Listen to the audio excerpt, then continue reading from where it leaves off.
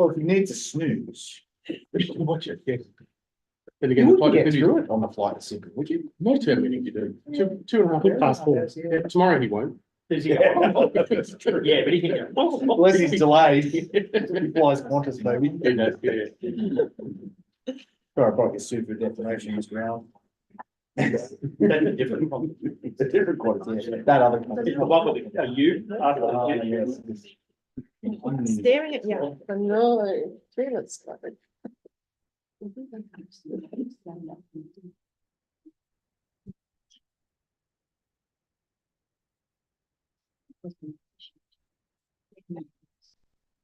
Swap chairs with a couple of chairs. Can I bring you a cushion? No, I forgot my cushion. I'm sorry. Stephanie here? No.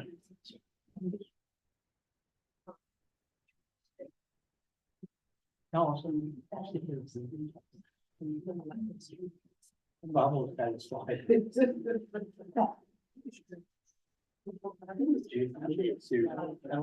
original chair. The original. Okay. What's some of the other? They've all got really nice height. Yeah, okay. Thanks. Yeah.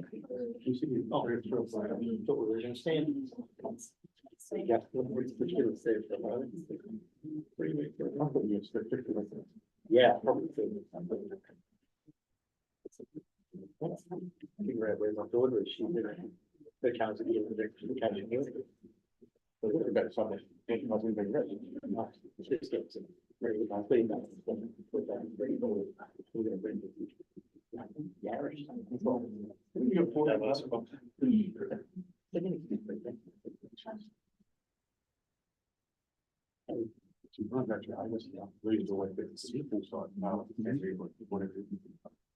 You should put the same thing there, all you do now is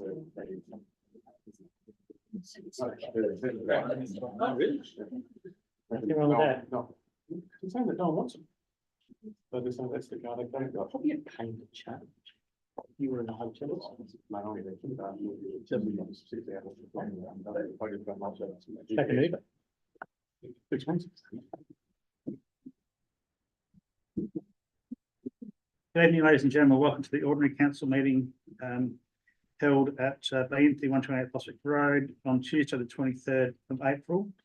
I'd like to begin with the acknowledgement of the Kaurna people as the traditional custodians of the land. The City of Prospect acknowledges that we are on the traditional country of the Kaurna people of the Adelaide Plains region, and we pay our respect to elders past, present and emerging. We recognise and respect their cultural heritage, beliefs, relationships with the land, and we acknowledge that they are of continuing importance to the Kaurna people living today.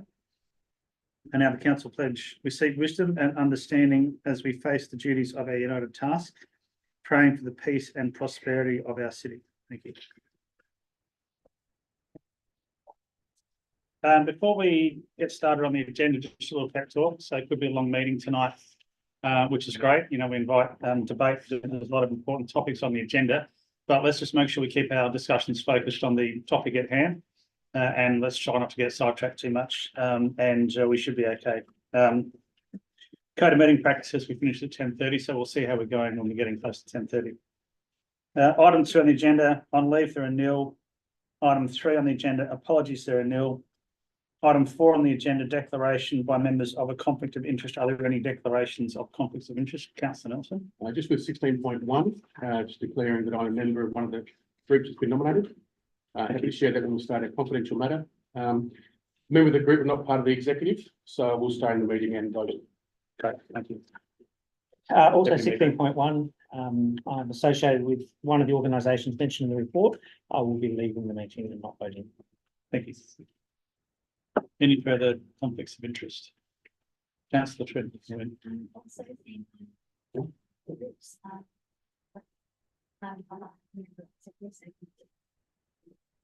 Great, thank you. Item 5 on the agenda, confirmation of minutes is a recommendation there that the minutes be confirmed. Do I have a mover? Councillor Barnett would like to speak to the motion. No, thanks. Do I have a seconder? Councillor Stannon would like to speak to the motion. Thanks. Okay, if that's the case, let's put that to the vote. All those in favour? Against? Carried unanimously.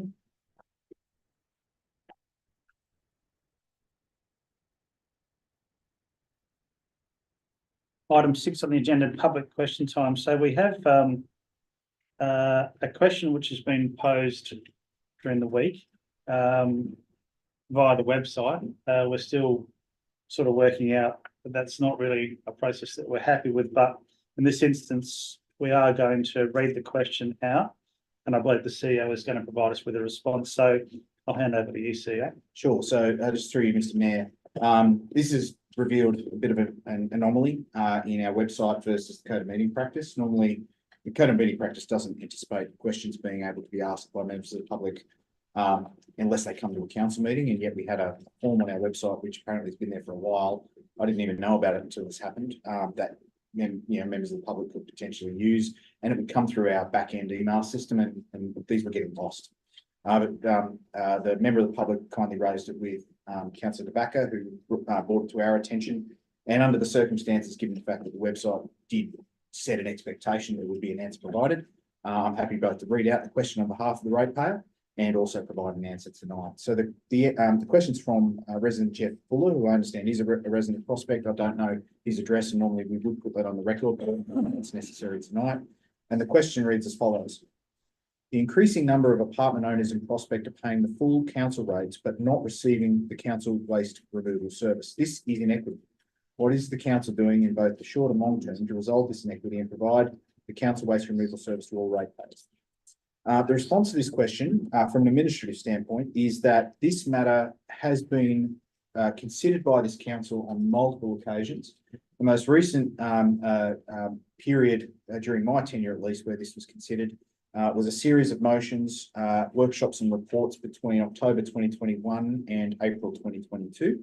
And so I direct the resident to look up our council agendas both in October 2021, February 2022 and April 2022, and also our minutes, all of which are available on the website.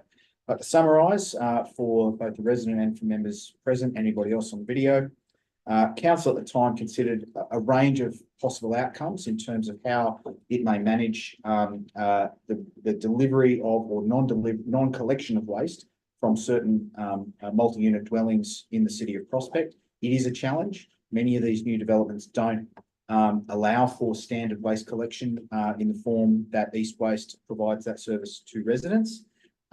This council, after debating this at length and also considering options such as rate rebates and other items, elected not to do so because they were concerned about the fact that developers may be incentivised to continue to design their developments in a manner that did not allow for a standardised waste collection. As a result, council elected to not provide rate rebates to developers or to residents of these developments in order to not try and send the wrong message to the development lobby that in essence you can build developments that don't allow for standard waste collection, and then essentially the residents would get a rebate on their rates because they haven't done the right thing. That's in essence the nature of the debate. I know that might not sit well with everybody, but certainly that was the decision as I understood it at the time from council, having reviewed the minutes and the reports at the time. That was the position this council took. Based on a very clear direction from council in April 2022, this matter has not been something raised again by the administration, and certainly we wouldn't be looking to do so based on our raft of other priorities unless council wish to make it a priority. So that's the answer. And again, I'd refer those interested to the council agendas in October 2021, February 2022 and April 2022, and also to the minutes of those same meetings to get a full appreciation of council's consideration of this matter in a fairly recent timeframe. Nothing significant has changed in that period. So again, unless members are minded to raise it as an issue, the administration feel that the matter's been put to bed. Thank you, CEO. Moving on, item 7 on the agenda, petitions. There are nil. 8 deputations. We have 1 deputation, Stephanie Ferretti from Christmas in Prospect. Stephanie, would you like to approach the table? I believe Stephanie has a presentation. Stephanie, could I just get your name and your suburb for the purpose of the minutes, please? Yeah, sure. I'm Stephanie Ferretti and I'm in Prospect. Thank you. You've got 5 minutes to present and then we'll have an opportunity to ask questions. So I'll now hand over to you. Yep. Thank you. Good evening, everyone. Thank you for allowing me to present my deputation. I'm a little bit nervous as normal, and I'm hoping that this works. All you need to do is just scroll, because the next one, you should just scroll. This works okay. So if it doesn't, me and talking, doing two things, not a great trait of mine. I'd like to say thank you, and I'm speaking on behalf of the committee for our Christmas in Prospect project. A quick thank you to my team, Mez, Anna, Jess, Anastasia, Jackie, Nisa, Maria, and Michael for the ongoing support. Team was a growing collaboration of locals who are experienced in business, events, marketing, possess great organisation and communication skills, and share the same passion for a Christmas in project to flourish for our community. We're asking for assistance in the increase of the community grant for 15K. With the grant received, it will be allocated towards our Christmas in Prospect project event that was proposed to happen on Saturday the 9th, 2023. The new set date for this year will be Sunday, 8th of December to the 8 p.m. Our mission for the event is to stimulate the growth of tourism. And I really believe that the ongoing support from the City of Prospect will allow that.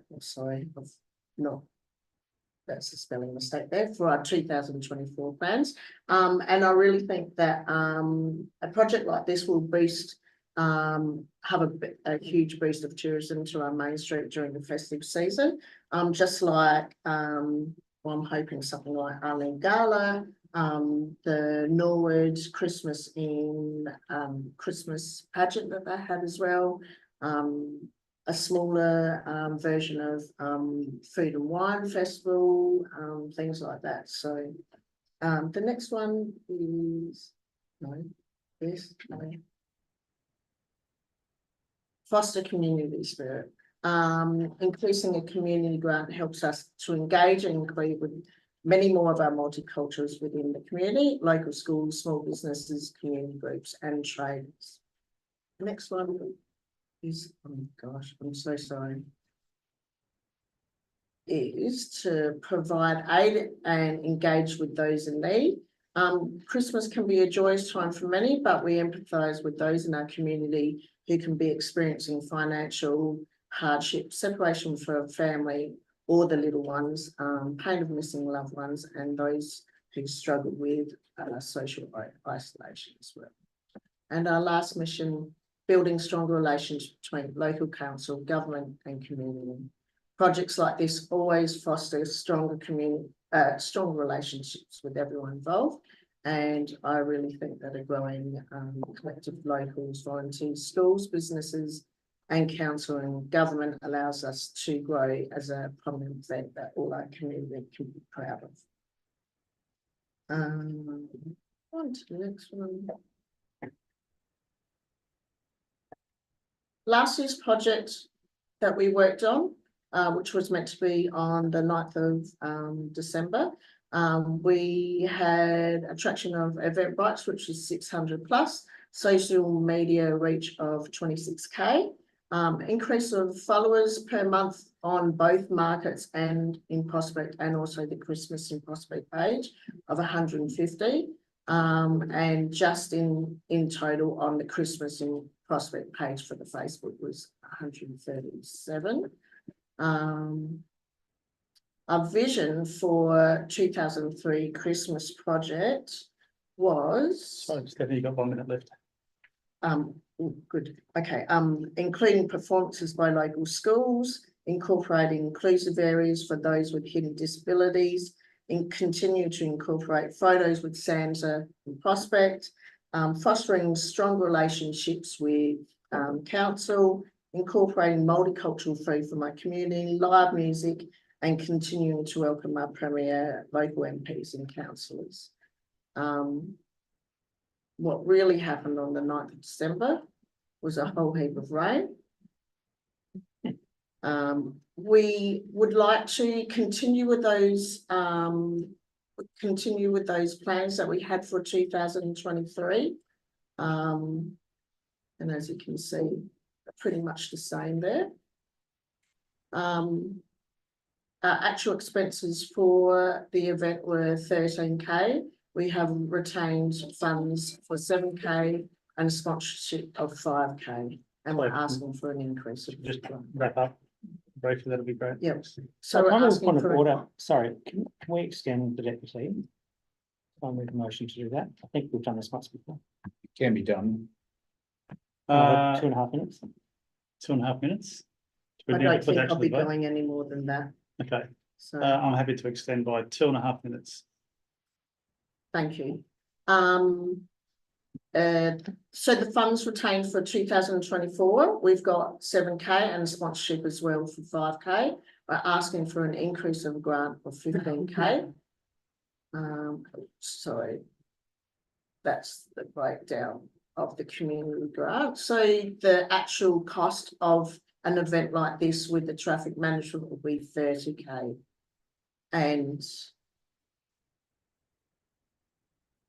it would be throughout the, sorry, it would be held in Vine Street Plaza, partial of Vine Street and through partial of the council car park, which we intended from last year. I think bringing a vibrant Christmas event to Prospect Road allows a boost of much needed tourism to our little city and its small businesses. It will attract more of our locals, families and surrounding community to visit Prospect Road at that time. And it also allows us to showcase the wonderful diversity of multicultures that we have in this little city. And this community event will continue to foster and strengthen relationships. I am sorry.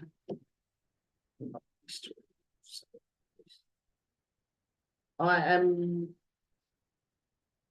really honoured to undertake this project, and I owe a debt of gratitude to council for your support over the years. It's one of the many things that I love about Christmas and projects. Yeah, Christmas in Prospect is the opportunity to connect with my community, to continue to reach out to those who are doing it tough, and it can be one of the joyous seasons for many, but also a really tough time for so many. It's been a wonderful 7 years of witnessing the Christmas in Prospect project grow and flourish. It'll be a wonderful opportunity to receive support from council with an increasing grant to expand this into a Christmas event that the entire community can be proud of. Thank you for your time.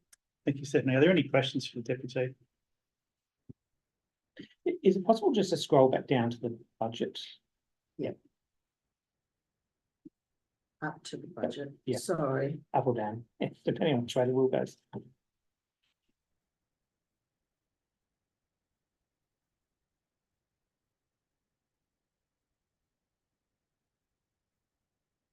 Did you have a question, Deputy Mayor?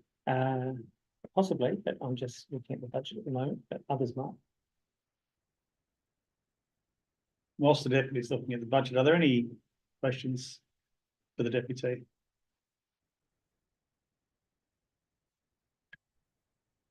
So I think you might have mentioned it. There was a cost of $13,000 that you expended for last year. Yeah. Have you got a breakdown of those costs as well? I do. Was that? So that's included in the acquittal. But I do have Yeah. a copy here if you'd like to have a look.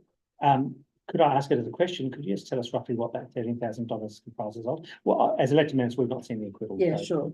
And that's my fault. I actually only submitted it today. So that's probably why you haven't seen it. And it's been shared around yet. The marketing promotions came up to 4,200. Equipment purchases were 800. Materials were 1,300. Entertainment was just over 1,000. Security, there was a deposit of 1,500. Equipment hire, there was 2,800 and a deposit of 22. Insurance was 950. The liquor license was 380. And if I can, a second question, are any of those costs transferable to a future event? There's, yeah, the security is. Yeah. And there's a deposit of 2,020 for the equipment hire. Okay, so, There were expenses that I used for the markets. And that would have been signage and also some of the entertainment and then some of the equipment hire. But depending on how you see it, like whether I take on those expenses or it's put into into that budget. and my last question, sorry, is the costs on the budget in front of us now, are they actual quotes or are they guesstimates at this point? The estimates at this time. Okay, yeah, so you but don't they have- are spoken Okay, about, yeah. thank you. Thank you. Any further questions? Councillor Nelson. Yeah, and just Councillor one Bartlett. information. Thanks for the deputation step. I just heard you say that you spent about $4,200 on marketing for last year. Marketing and promotions. And promotions, that includes signage as well. Yeah. The budget for this year, you've only got $1,000. Is that going to be enough? I think marketing in general, as in like, we're talking social media marketing, like, so. To be honest, I don't think we need any more with that because realistically, we want organic reach, not fake reach. And I think when I look into spending money into it, even though we might just target, 5 meters, from Prospect, 10 meters or, bits down at Glenelg, I always find that with that marketing, some of it goes off to India and Pakistan and things like that. So we really want, I don't think spending ridiculous amounts of money on marketing. Word of mouth is the best way to go. Thank you. Councillor Barnett. Yes, thanks, Stephanie, for your presentation. I'm just wondering, where is there any costing or thought given to contingencies? For example, weather. That was a big issue last time. Last year. Yeah. For me to pivot event again, is that what you're asking or? We usually, in a sort of a budget, there's some, possibly even 10% for a contingency factor or, I'm just trying to get a handle on sort of what our lessons learned last year and given that there was a huge amount of contribution in kind basically from our staff. Yeah, some of that is not factored into the costing. Yeah. To be honest about the weather, I've thought about it, but if we're weather dependent in the risk management, we would have something in the risk management of what would go ahead if it was raining like it was last year, and I'd have something in place in that risk management, so we'd know exactly what we'd be doing. So the weather just took me by surprise last year. To be honest, I honestly did not even think that we would be bucketing down on that. And to be honest, I tried to pivot as hard as and as quickly as I possibly could, but in the end, God, Not, just something to think about perhaps. Thank you. One further question. Sorry, 1.5 further questions if possible, Mayor. Just in terms of the $8,000 cost of closing the street, does that include security, dip fees and that process? that's traffic management. Okay. Sorry. Thank you. Second part of that is, have the traders been contacted? And like, are they aware of your plan, your thoughts at this stage? That's still wanting that Okay. that event to go forward. Also, they're Yeah. keen. Yeah. Excellent. So we changed, I looked at the when the sun set. Yeah. And we changed the time. Yeah. For the event, we'd like to do from 2 o'clock until 8. Yeah. And the reason why I would like to do that is so that the people that are there drinking or eating, that they spill back onto the street and then feel places like Sideways or Yeah. Miss V. Yeah. Or, you know, Cafe, Yeah. Diorama and. Yeah. And all those places. And sorry, one final thing, if I can, if you can just scroll up there, I think you had a little box there about support from council. Can I just understand what that is and what that cost would be? I just think, yeah, there. So increase the grant to 15K, seeking assistance with grant from council. See, okay, so the only thing you're seeking from council is the financial assistance. Okay, great. And can I say last year it was cruel. I mean, that was just unpredictable. You know, I was running an event on the same day. It was just Yeah. awful. So I really feel for you. It was I think both of us have lots more questions. absolutely. If there's no further questions, then thank you for the presentation, Stephanie. Thank you. Thank you. Item 9 on the agenda, questions without notice. Are there any questions without notice? So councillor Back first of all, then Deputy Mayor Greg. Yeah, thank you. And I think most of us attended the opening of the Warrnambool Community Park, which was fantastic, and it's been a long time to get there. I've sent an email previous to the meeting, but we did raise there was a few comments raised by the community on the day about access from Boltwa Terrace to the front door, and a lot of people were kind of clambering over the landscaping. I got the chance to speak to a couple of community reference members, and they had apparently mentioned it in the discussions. One is a question, I suppose, is why is there no access there? And two, is there a contingency in the current budget for that? Maybe through the chief. CEO wants that one to you. Mr. Delano.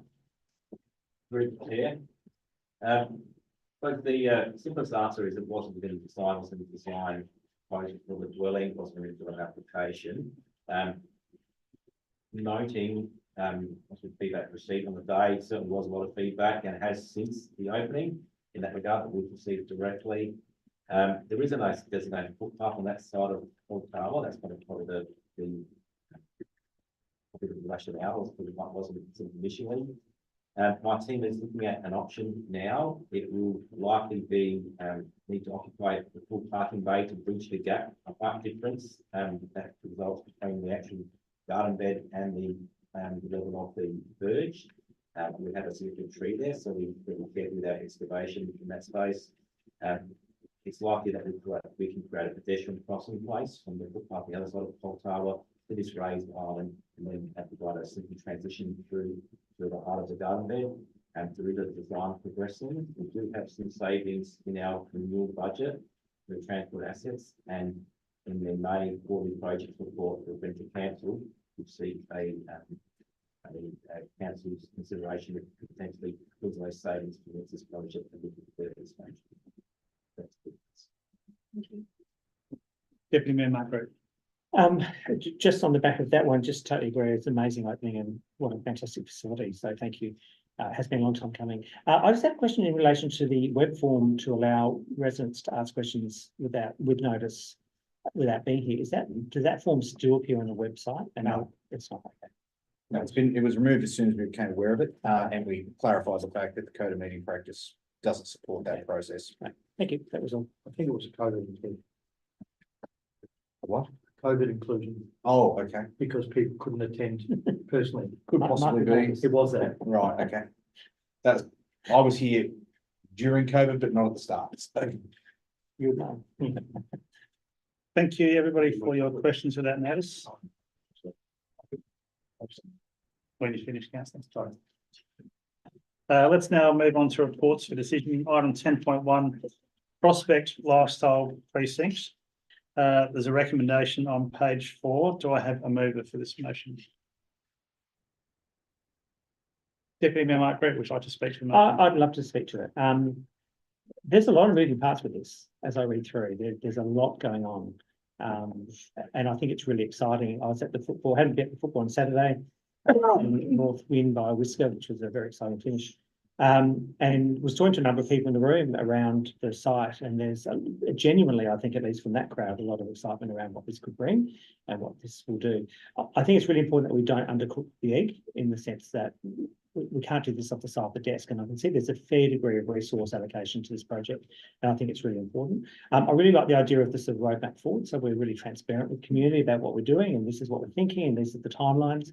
The timelines are always going to be subject to some negotiations we go through, because there'll be the known unknowns and the unknown unknowns, no doubt. But very, very supportive of it. I think it's a great report. It's a really good reflection on what we're going to be doing.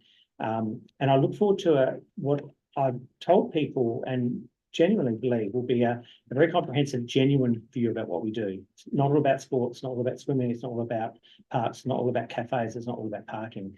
It's about all of those things and a whole lot more that we don't actually know about yet. So I think that's a really genuine process, and I look forward to getting stuck into it.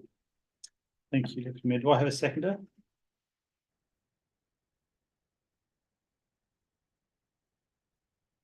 Saw Councillor Hollett's hand go up first. Councillor Hollett, would you like to speak to the motion? Oh, look, I've gone through the report and we've had a lot of discussion over this, and I think, you know, this way we're going forward is covering all those aspects. It's you know, the roadmap is quite detailed and it's staged, and there'll be community consultation, and we'll be taking each step as we go along. And I think the opportunity is there with some good sort of backup staff who are helping us go forward with this. I think we're likely to see, you know, great benefits from this because we have that good background happening.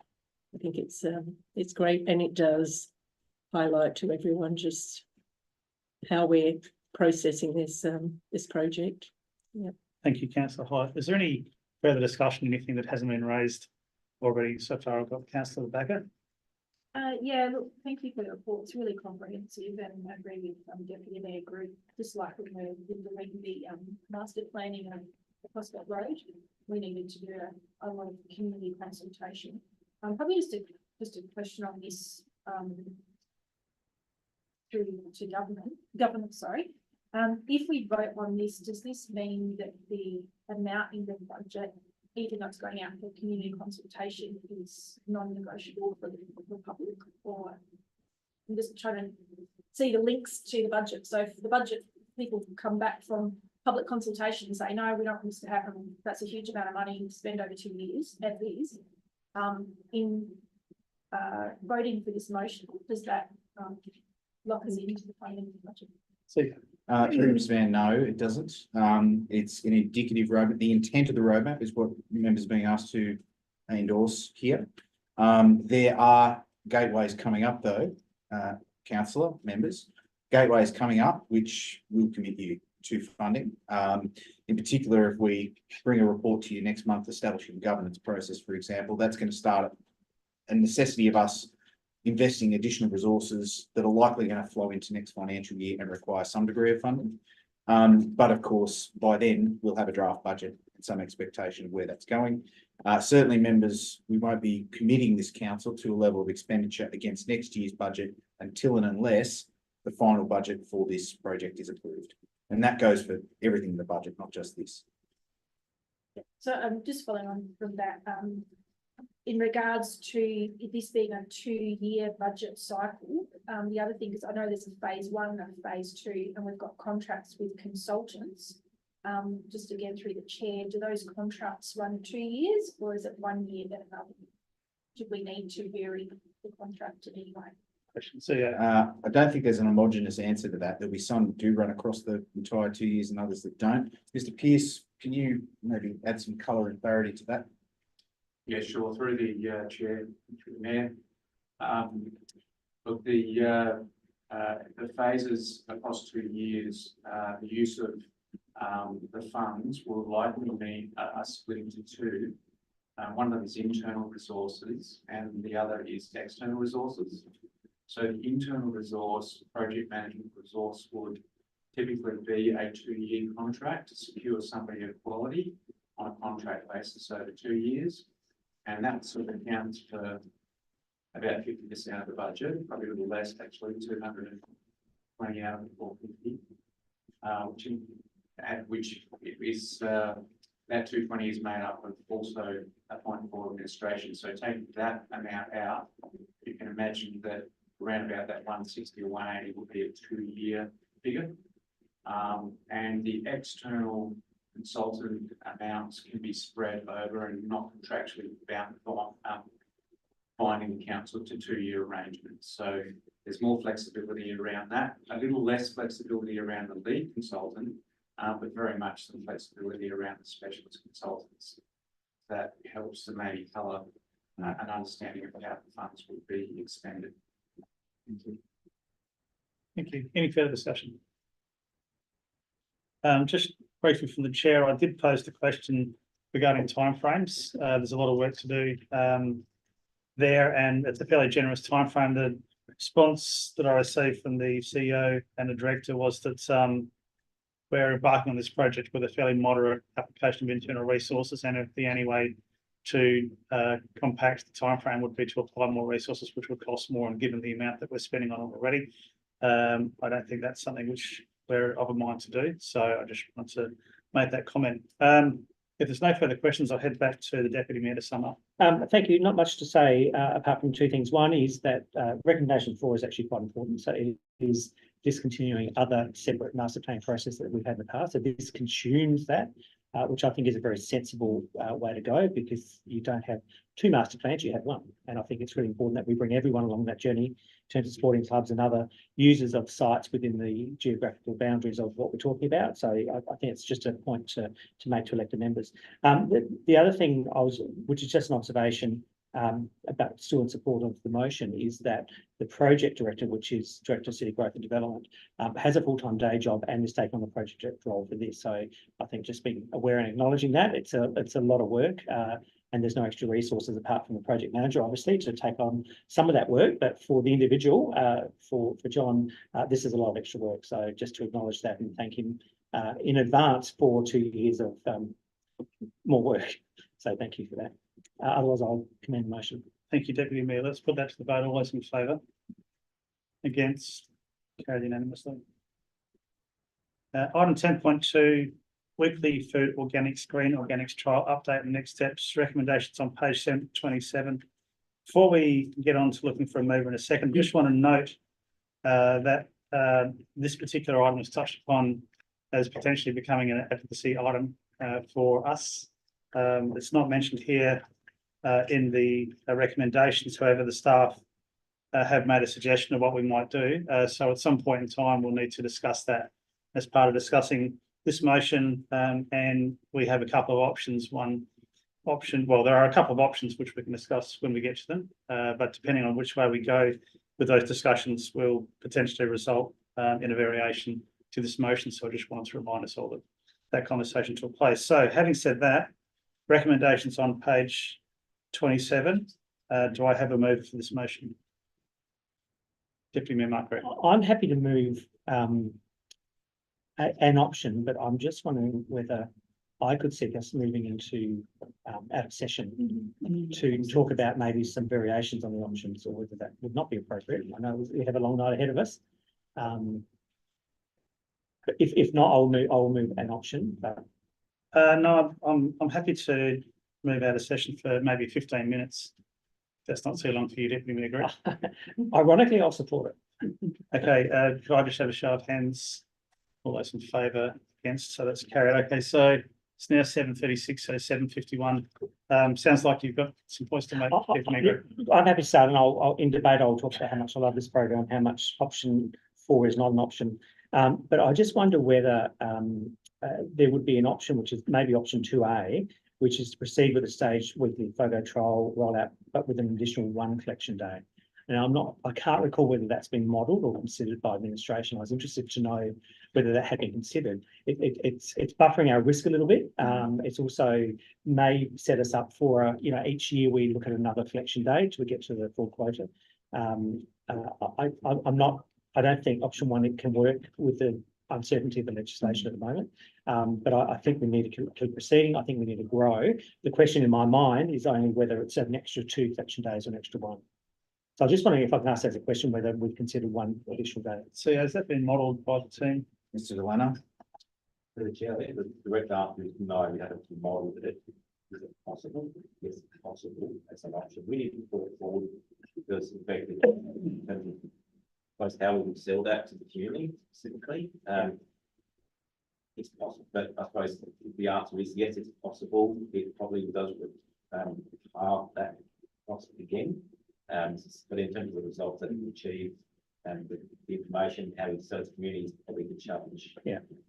I wasn't sure whether the costs are linear or not. And so whether 2 days makes more sense because it's only going to cost us a little bit extra to do 2 days, 2 additional days, or not. As I said, I would be happy to move option 2, but in the absence of an option 2A, which might be just an extra additional day. We have got consultants at this place here.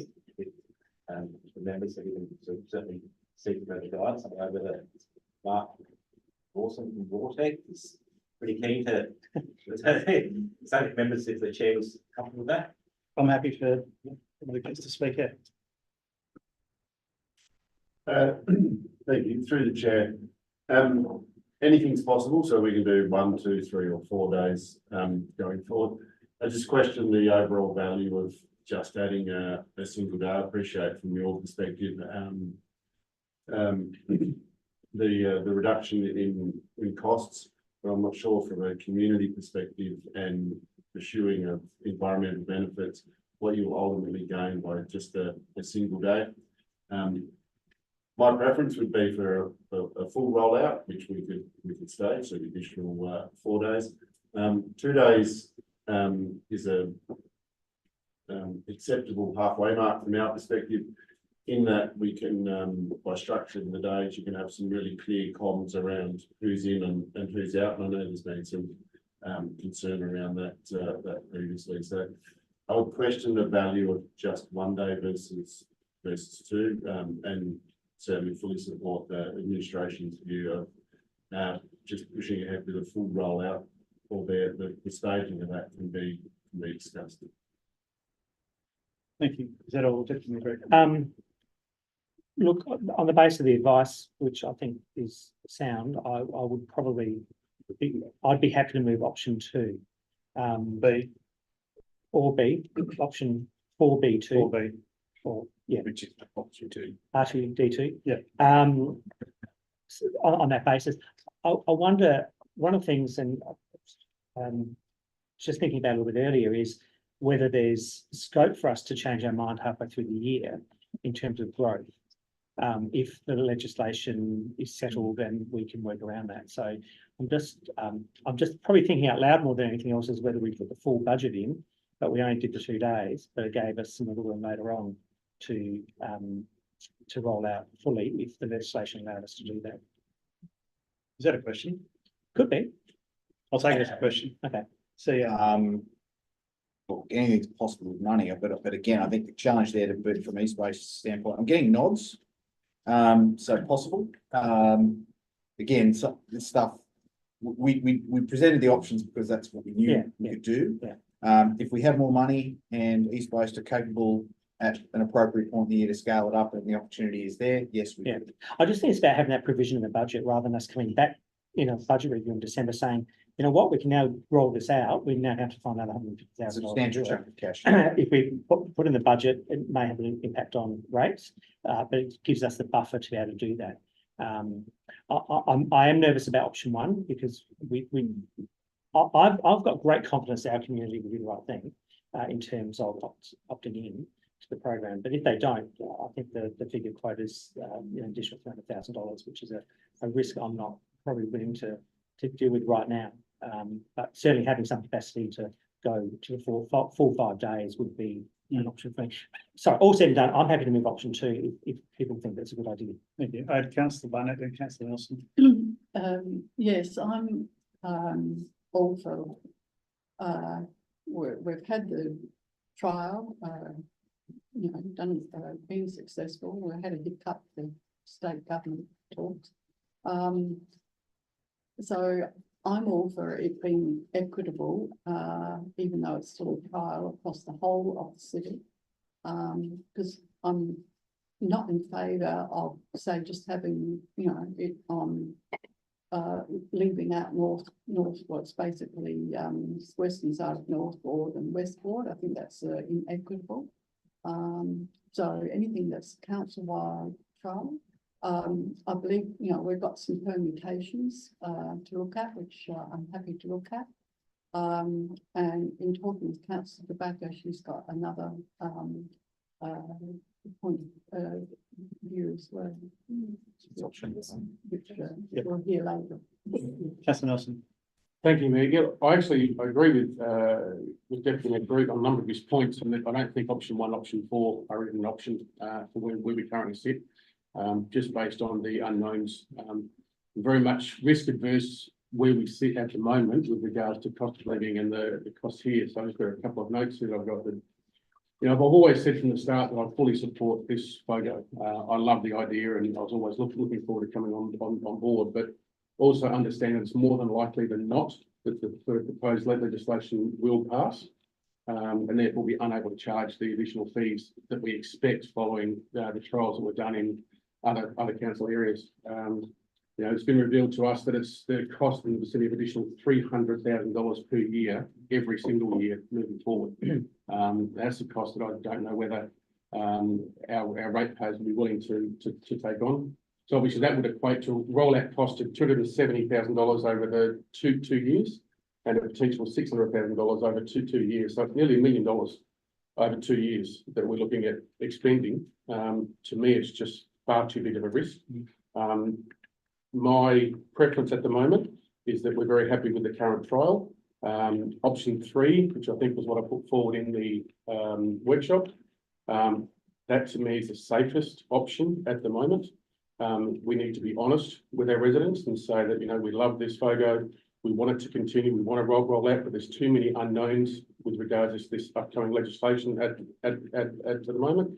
And at the moment, we stick to where we are with that one day, and we see how things go with the passing of this legislation. So I'd be advocating for option 3. Thank you, councillor Nelson. Councillor De Backer. Yeah, thanks for the conversation so far. So I'd be supporting either option 2, the variation, or option 3. Option 2, the variation.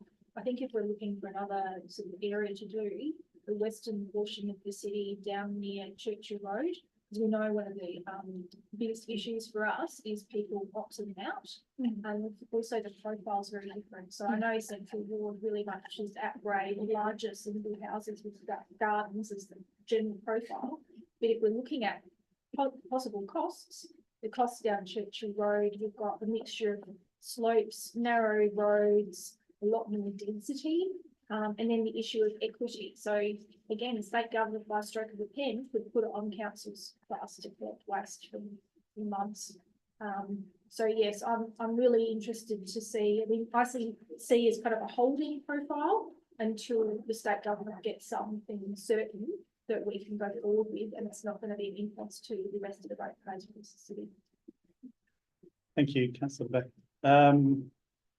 Councillor Benjamin. I'm going to support option 3 only because we don't know what the legislation's what's going to unfold. I think we're talking about you know, where you know, taxpayers' money is really important, and you don't want to you know, miss that. So I feel like the safest at this stage will be option 3. Thank you, councillor. And councillor Watt. I seem to think that option 3 is easily explained to residents. We're still committed, and it's all subject to legislation, and it's just far simpler to just leave as is the existing trial. Yeah, it's just well explained, I think. If we just get into too many different, like option 2 is good. I was sort of swayed going that way, but I think that might just cause a bit of confusion out there. I know we can actually look at how each area differs, like Alison said. But at this stage, I think, you know, possibly in a few months' time, we'll just have a clearer idea with how, legislation-wise, how this affects us going forward. So I think just stay as is with the existing single weekly FOGO for now. So I think I'll go for 3. Down this end of the table. Councillor Stanton. Yeah, I think we're running on low beam at the moment. I think when you're running a low beam, it's got to go a bit slow.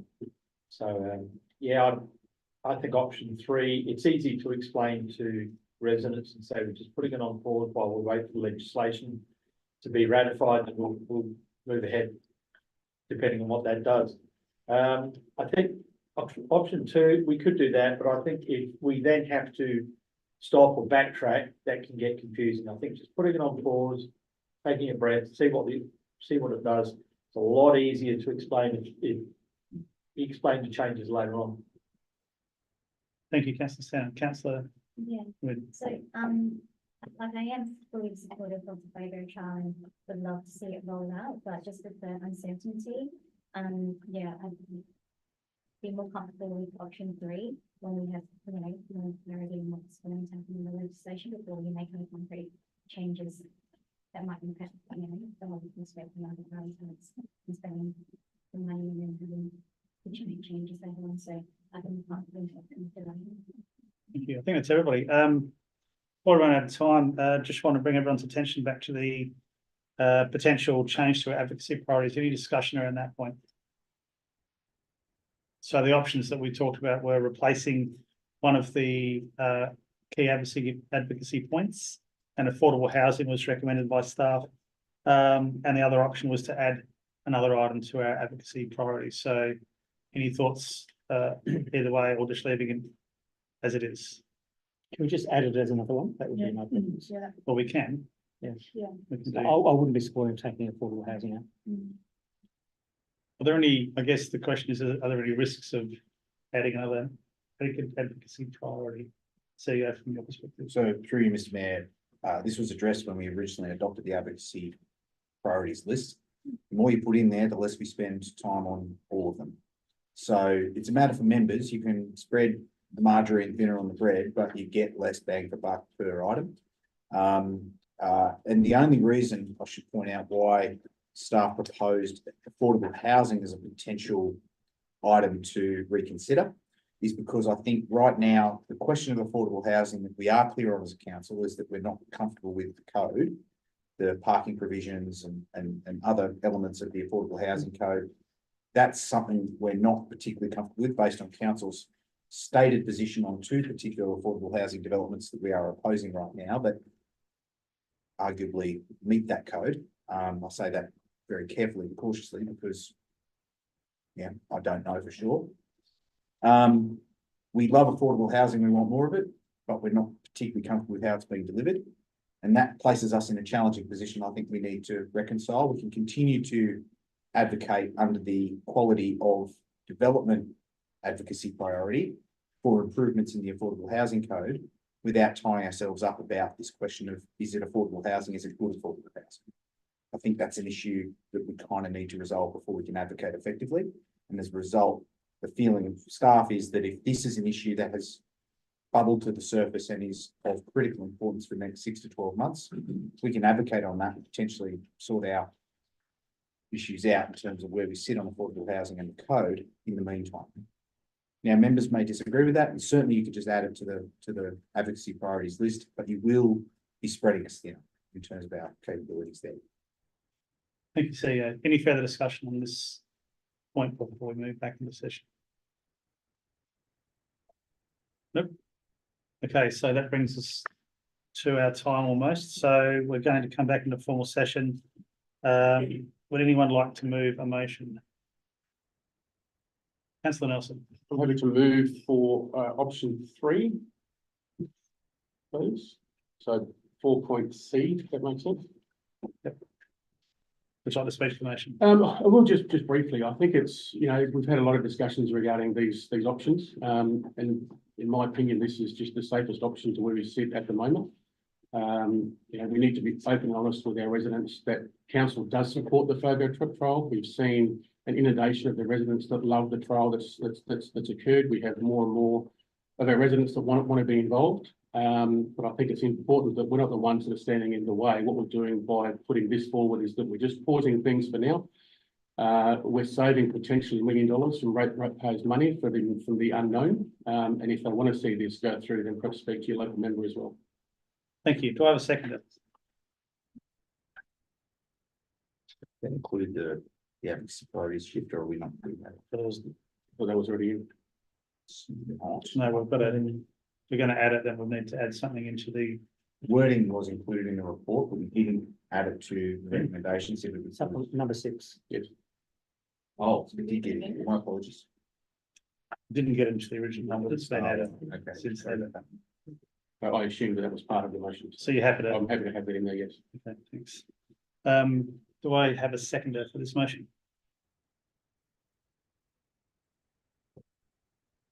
Say that a bit louder. Do I have a seconder for this motion? Councillor Tweena Wynn. Yeah, I think Kenneth has been said, said that in the discussion, I think this is the safest of the other three options.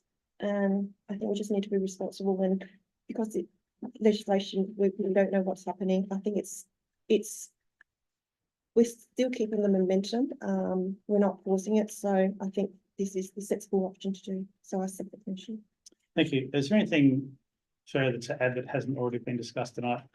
Councillor. You might not be surprised. Can I ask you to take it in parts before I forget to ask that question? Certainly can. Thank you. Look, I'm really disappointed with this motion now. I was really excited coming into this evening, but I think to use the term that Councillor Stan used, low beam, I think we are, but I think it also means we lose momentum. And I think that's exactly what we're going to do now. Having option 2, either as an extra 1 or 2 days, is a small risk. It will give us more appetite, quite like Councillor De Backer's comment around maybe choosing a different area to get some more data about opting out, because we just don't have that, and that would actually give us the capacity to then think about what does this look like going forward.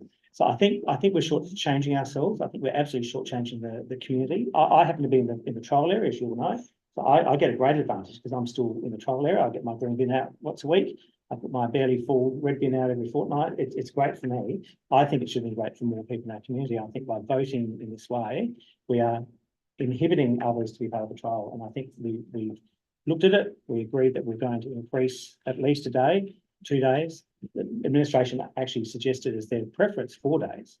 And I think this is quite different to what I thought might have been put up by the council. So I can express my disappointment, which I have. I won't be voting for recommendation 4 on that basis, because I would only support an extension of the program, whatever that looked like, not just a continuation of the current program. So despite my disappointment, it's a great program. I hope we can revisit this.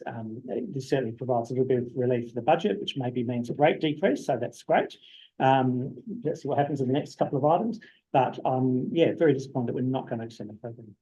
Thank you. Thank you, Deputy. Any further discussion? Councillor Stanton. Yeah, I think we need to make it very clear that this is not a path that we've chosen for ourselves.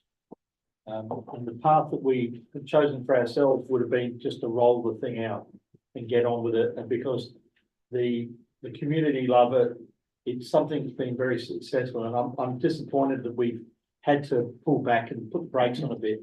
And I, as Councillor Nelson said, please, if you have a chance, if you're listening on the YouTubes, to talk to your local member and say, look, what can we do to make this more successful? And what are the things that are stopping us from rolling this out confidently? I think we all around the table would have loved to have gone for option 1, but we've been held back and we've been novel, so to speak, in our aspirations, and I think that's disappointing. Thank you. Any further discussion? Councillor Barnett. Yes, I guess I'm disappointed as Councillor Deputy through his so adequately expressed. Yeah, I'm just wondering, so this is going out into our draft annual business plan, which will be going out to community consultation. So I'm just wondering, in the wording about community consultation, can there be some notation or, alerting our community to the fact that there is actually an option 1 or 2 part A or whatever we call it, and not that, and possibly if option 3 goes ahead. But I'm just trying to get in there that the community won't be possibly aware of all the information that we've been talking about here, and there's the listening in. So I want to make sure that our community in the community consultation is aware the reasoning why there's option 3 and there's not the, say, option 1, or citywide trial. So that's where I'm coming from. Is there a question in there, Councillor Barnett, or is that just a statement? Yes, there can certainly be a question there. And if, So the question might be, is it possible to make the community aware more specifically about potential decision-making Yes, process. in the community consultation. So yeah, I'll throw that one to you. So some interesting discussion through you, Mr. Mayor. Some interesting discussion has been taking place within the administration around creative ways to consult on a budget. Challenge is we have to consult on a draft annual business plan that council adopts. However, as I understand it, there is nothing stopping us consulting on options associated with that paper. And of course, part of our consultation generally involves a list of operating projects, most of which have been approved for inclusion in the draft budget, but some haven't. And I think it's open to council in adopting the draft annual business plan to identify potential options that may also form a component of that consultation. I understand the mayor might have something in that regard to raise when the item comes up, but I believe there might also be one or two others. And certainly there is recent precedent in another council on consulting essentially on a completely separate annual business plan. So it can be done. It adds complexity and challenge, obviously, and a bit of workload for staff, but it can be done. And subsequent question then, at point 5, where it says notes draft annual business plan 2026 be updated to reflect council's decision prior to community consultation occurring. So within that, is that the appropriate place to put some of this wording that's just been told to us? That's an interesting question. I would have thought maybe in the annual business plan paper itself. I'm looking at my executive for some support here.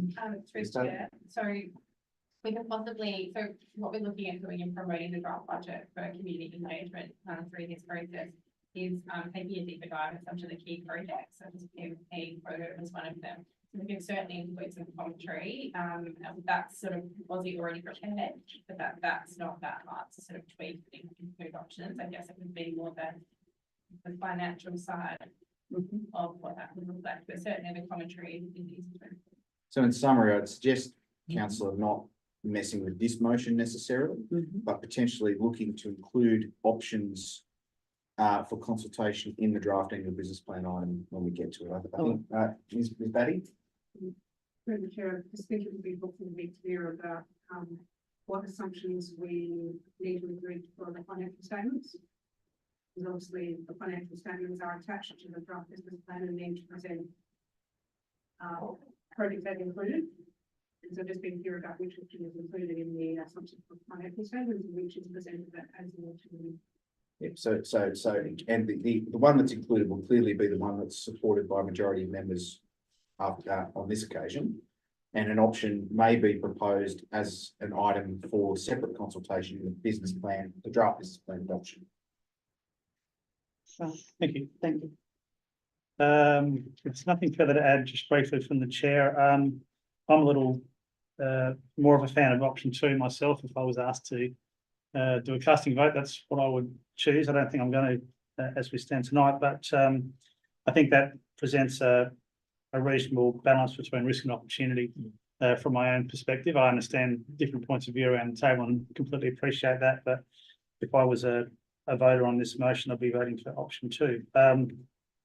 But we have option 3 on the table. We've got the inclusion there in part 6. We've got a move in a second. We've had discussions back to Councillor Nelson unless I'm missing something. Through you, Mr. Mayor, and with your indulgence, my understanding is the consultant does have an update on the legislation. It may not sway debate, but if members and the chair are minded to hear that, we can provide an update from the consultant on the legislation. As long as it doesn't take too long, I'm happy to get that done. 2 minutes. Speak quickly. Come on, Thank you. Mark Rawson from Audit. Thanks for the opportunity to be here tonight through the chair. The legislation isn't going to be resolved quickly, I believe. So from the discussions with Mr. Close, that it's most likely going to go back into a process of considering they're considering around the environmental protection policy, the EPP, which was being consulted on at the moment anyway. So it will take some time to go through that. I think this would have been an opportunity to demonstrate to the minister the opportunity that can be presented by prospect moving forward with it. So, yeah, the legislation, I don't think is going to resolve quickly, and it's nearly ironic, but I think that you pushing forward to it could assist with the legislation heading in the right direction. So thank you for the opportunity to. Thank you. I'll now head back to the other question, councillor Back. I didn't be part of the debate. Oh, haven't you? Sorry. I thought I Yeah, had you that's ticked. right. Yeah, so, thank you for everyone's comments. Just probably one thing, no business would go forward in this legislative environment. Like, there's too many unknowns. So, I think we've taken a risk in going forward with the FOGO trial, and it's really up to the state to give us some guidelines.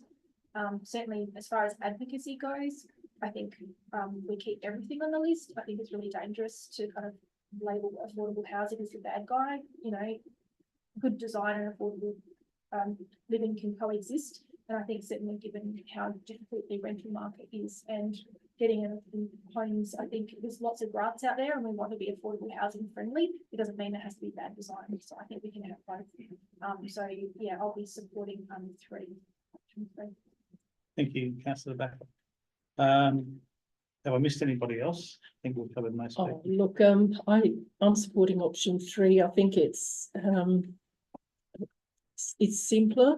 We just continue with this trial, goes a bit longer till we have a clearer picture on what is happening, and we find out later if our risk remains where it is without any legislative change, or whether if that changes or we get some sort of rebate, or there's you know, that changes the picture later on. But at this stage, I think it's simpler.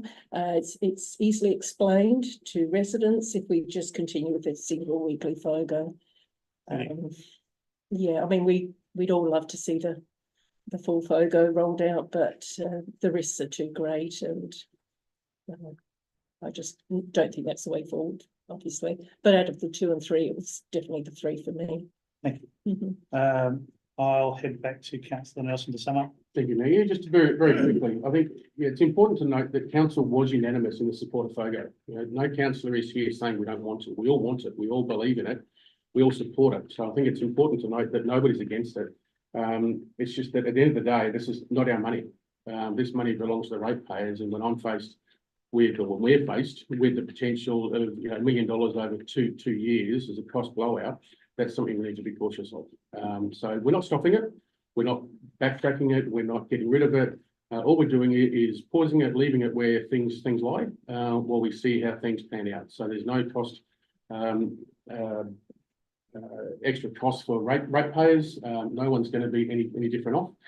It's just a 5 to 6 to 12 month pause while we see where things go. So, but I would put extra emphasis on point 7 for the Mayor and the CEO to please do speak to the ministers and speak to the people who are in that power and who are making this decision of that our council is very, very supportive of the FOGO, and we don't support the legislation they put forward. Thank you. So we've been asked to take it in parts, so let's do that. Part 1, all those in favour? Sorry, all those in favour? Against, carried unanimously. Part 2, all those in favour? Against, carried unanimously. Part 3, all those in favour? Against, carried unanimously. Part 4, option 2 or B. 3, sorry. Thought I'd try to slip that one. Been picked up by the management governance. Option 3, all those in favour?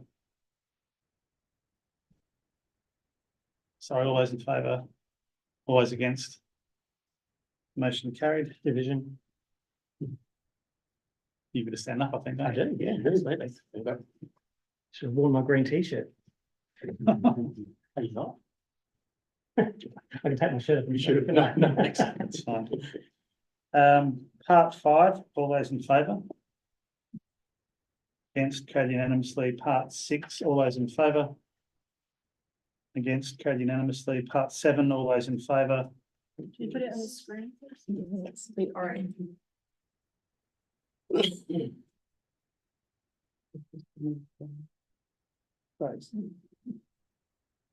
Madly working through the boat members.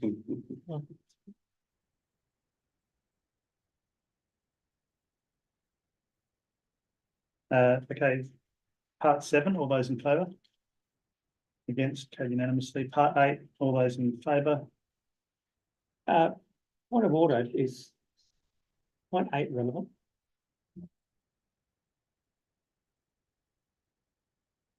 Well, we are continuing with a trial in one area, so Could. Mr. Mayor, the advice I'm getting is that it wouldn't necessarily be relevant if we weren't expanding the trial. Mr. Liner? Which it relates to, materials associated with progressing the project. But it really now the comms is about the decision more than anything. okay, so we're not voting on part 8. Well, I suggest members vote it down. Okay, that's the suggestion. All those in favour? Against? Lost. No, joking, please don't. And part 9, all those in favour? Oh, yes, we'll do that. Yeah, to the existing trial zone. All those against? Carried unanimously. Thank you, everybody, for the debate. Okay, item 10.3, East Waste Draft 2024-2025 Annual Plan and Budget. Recommendations on page 124 of your agenda. Do I have a mover? Deputy Mayor Group, would you like to speak to the motion? Well, how much more exciting would it be to have our East Waste colleagues in the room if we were doing an expansion of FOGO, but we're not. So I will just talk to this motion. Look, I don't think there's a lot to say. I'm just trying to find something very quickly because I think the increase in the charges for next year was 1.9%. Now, I just want to check I'm reading that correctly.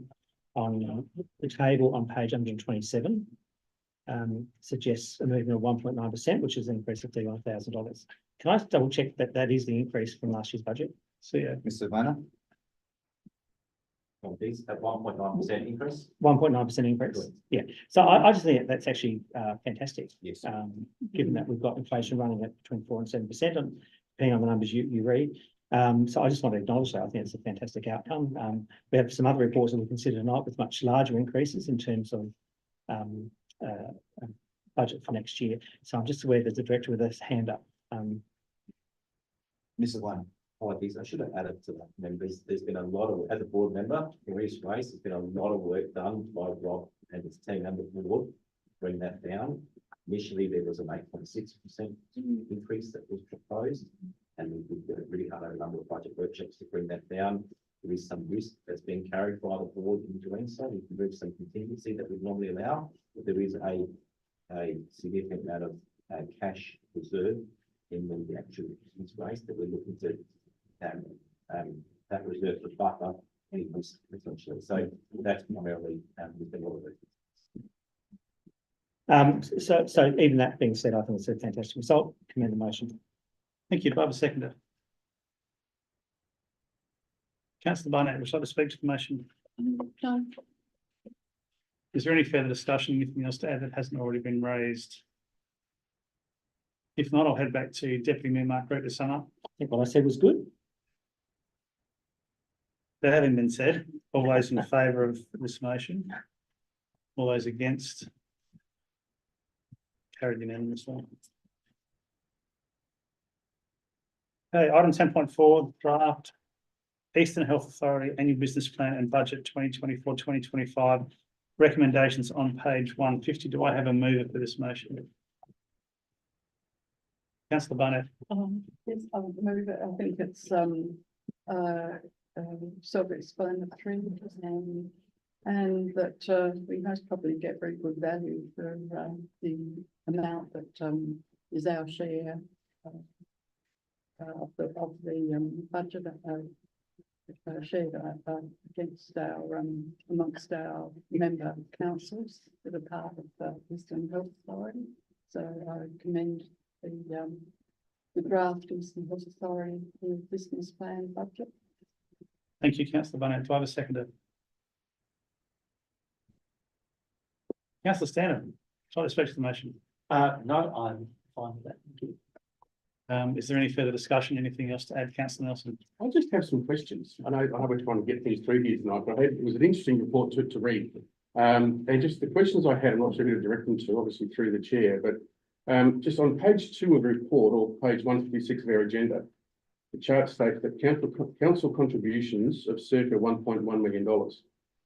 However, on page 23 of the report, or 177 of our agenda, it states that council contributions of $1.97 million this year increased to $2.1 million next year. Is that a typo, or is that a? What page you on? You're on I'm different- struggling to keep up with you. You're on different Yeah, sorry. pages. Page 156 versus page 177 of our agenda. I think the council's referring to the attachment members, not the report. Yes. Yes, I'm saying of our agenda. Yes. Next bit hard.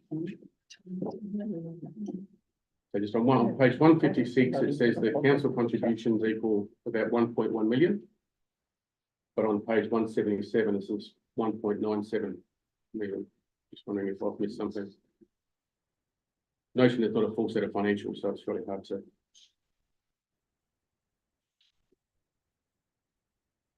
So you said it's next year's budget. Next year's. It says 2.094 million. For next year. Contributions for next year. Yep, and for this year was 1.97, but the chart on page 156, it was only 1.1. What's the chart number? What's the bottom of page? It's teaching council contribution. Yeah, it's different. I mean, yeah,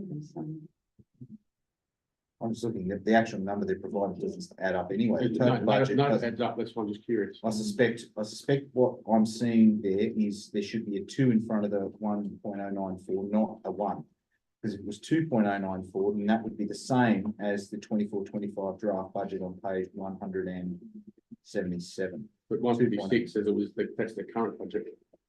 And I'd suggest to you that the only logical solution I can see is that that's a typo and it should be 2, and it does relate to the 2024-25 draft. I'd accept the typo. For better or worse, I suspect that's where it is, unless Mr. Pearce, you've got a better solution or potentially another explanation. Through the chair, look, I will have to take that on notice, albeit the figures there, the total budget that is collected by the constituent councils is around the 2.094 million. But that doesn't represent full income for the business. There is grants that are received by the state government, and there's also use of collection income as well. So we can bring back a more tightly bundled set of numbers for you. Yeah, of the 2.094 million collected by constituents, our contribution next year is about 148. Okay, so I think that's just, there is a typo there. I just wasn't sure which way it went. The only other Can I just question, add to that? Sorry, it's pretty clear to me that's what's happened because the other estimated figures on page 156 are also 24-25 draft budget numbers that are consistent with the numbers in the chart on page 178. So I think that's what's happened. the other question I had, or perhaps just a statement, is the fact, I note that on page, 153 of our report, that EHAR advises the City of Prospect has generated increased activity levels in 8 of the 9 activity areas. I question this because for starters, 8 of the 9, and we don't actually have any cooling towers, any public swimming pools, any high schools, and we haven't increased our our supported residential facilities in the last 12 months. So there's a fairly big increase here. I don't believe it's an equitable increase. And I think to state that we've increased 8 of the 9 criteria, I think is completely incorrect. There's 4 of the 9 criteria we don't participate in. We have 2 houses. Where? Blackfriars and Prescott. Private? Yeah. So they still have the private ones? Okay. But still the other ones, the cooling towers and the swimming pools. Anyway, just a statement. Comment. Thank you. Anything further, councillor Nelson? No. Okay, has anybody else got anything further to add? Councillor back? Just a question about percentage of weighted activities. I'm assuming it's not use pays, it's weighted as a percentage across the business. That'd be question 3. See ya. Gosh. Mr. Pearce, can you answer that question in relation to percentage of weighted activities and how, what the weighting applies to? Is that resident population or?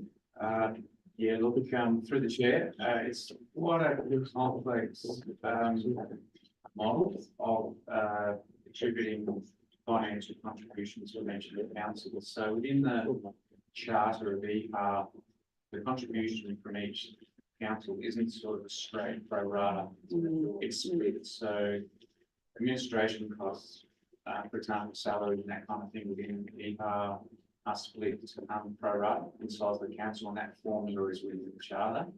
But as Councillor Nelson previously alluded to, there's then a variable component thrown in, which looks at a number of those different services like cooling towers and things like environmental health complaints and food safety and so on, and assesses the data from the previous financial year to have a look at an estimate for the next financial year that affects the budget. So yeah, look, there's been a little uplift in their attention to things like supported residential facilities and environmental health complaints, which means that our percentage is slightly higher next year, albeit the percentage increase in those contributions over 10 years for the city of Prospect has averaged about 1%, 1.5%. So this year's a little blip, at 12%, but we've sat in that 220,000 to 240,000 contribution over the last 10 years. Anything further, Councillor Becker? Any further points to raise before we head back to Councillor Barnett to sum up? I think it was Councillor Barnett who shot the sum up. I think, at the discussion, that's all. Thank you. Let's put that to the vote. All those in favour? Against, carried unanimously. Okay, item 10.5. 2024-2025 draft annual business plan and budget. This shouldn't take too long, shouldn't imagine. I'm going to recommend that we suspend meeting procedures for 45 minutes. If we should need that long. Can I have a show of hands, please? All those in favour? Against, carried unanimously. Okay, so just want to have a bit of an open discussion around the table on what's being presented, because there's quite a few moving parts to this. I might, if you don't mind, kick off with the points that I raised in my email last Thursday. There's a couple of key things I was looking to achieve there, and the basic premise behind, where are my notes here? We dug into the surplus, so I wouldn't mind replacing some of what we've dug out of the surplus to future-proof ourselves a little more. And we don't know what the next 2 years is going to throw in our direction. And so taking an approach where we're going for a very, very low rate increase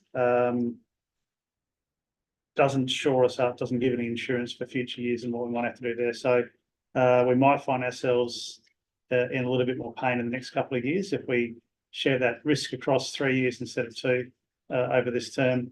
Then that could be a prudent way of approaching how we deal with some of those risks. So that was just my point, and so that was just my opinion. Happy to take feedback on that, and happy to take anyone else's perspectives and any other feedback on the draft annual business plan and budget. Who wants to go second? Councillor Nelson. I'll go second. I don't mind seconds. So look, I'm actually pretty happy with the budget the way it is. I still think we've overspent on our operating projects, but I get these reasons for the vast majority of that. I've just got my notes here, and I know it's been a bugbear of mine since I joined council, but I'd advocate for the rate differential on vacant land to be increased to 2.25, which results in an additional $100,000 in revenue, which could be put straight back into the surplus that we've dipped into. I do note, despite I didn't get a report or anything else as requested, but I do note that Walkerville has a rate differential of 2 for vacant land, only has a rate differential of 2.2. And Port Adelaide has a rate differential of 3. So this sets us right in the middle, in fact, a little bit lower than our corresponding neighbours. And this level would bring us back in line without the neighbouring councils. Clearly, we've also, we won't have the additional $130,000 for the BOGO.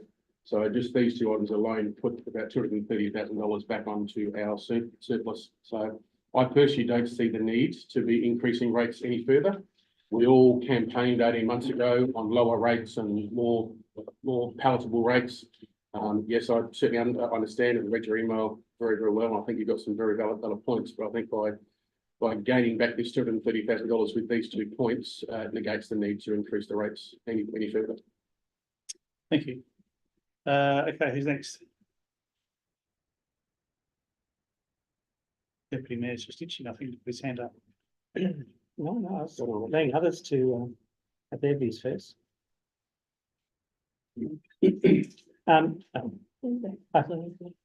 So a couple of things for me. First of all, I just want to check. I've been here for a long time, and every year we talk about CPI versus local government CPI, and local government CPI has consistently outstripped CPI in terms of its percentage. In the report, it says local government CPI is 4.4 versus the normal CPI 4.8. Can I check that that's accurate? That's not correct. I believe it is accurate, Mr. Alderson. I was pretty comfortable when I wrote it. If you can just give me 2 seconds, I will come back. Okay. I think what we have experienced is there's been a massive it has been consistently running above in recent years due to the cost of capital projects in local government CPI, and the capital projects in local government CPI. Yeah.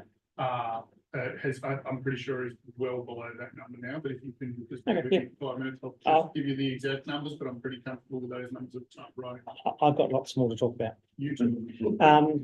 So, Med, is this the time you'd like to talk about Balfour and Howard? Okay. So I think everyone's seen tonight, I've got a motion notice around Balfour and Howard.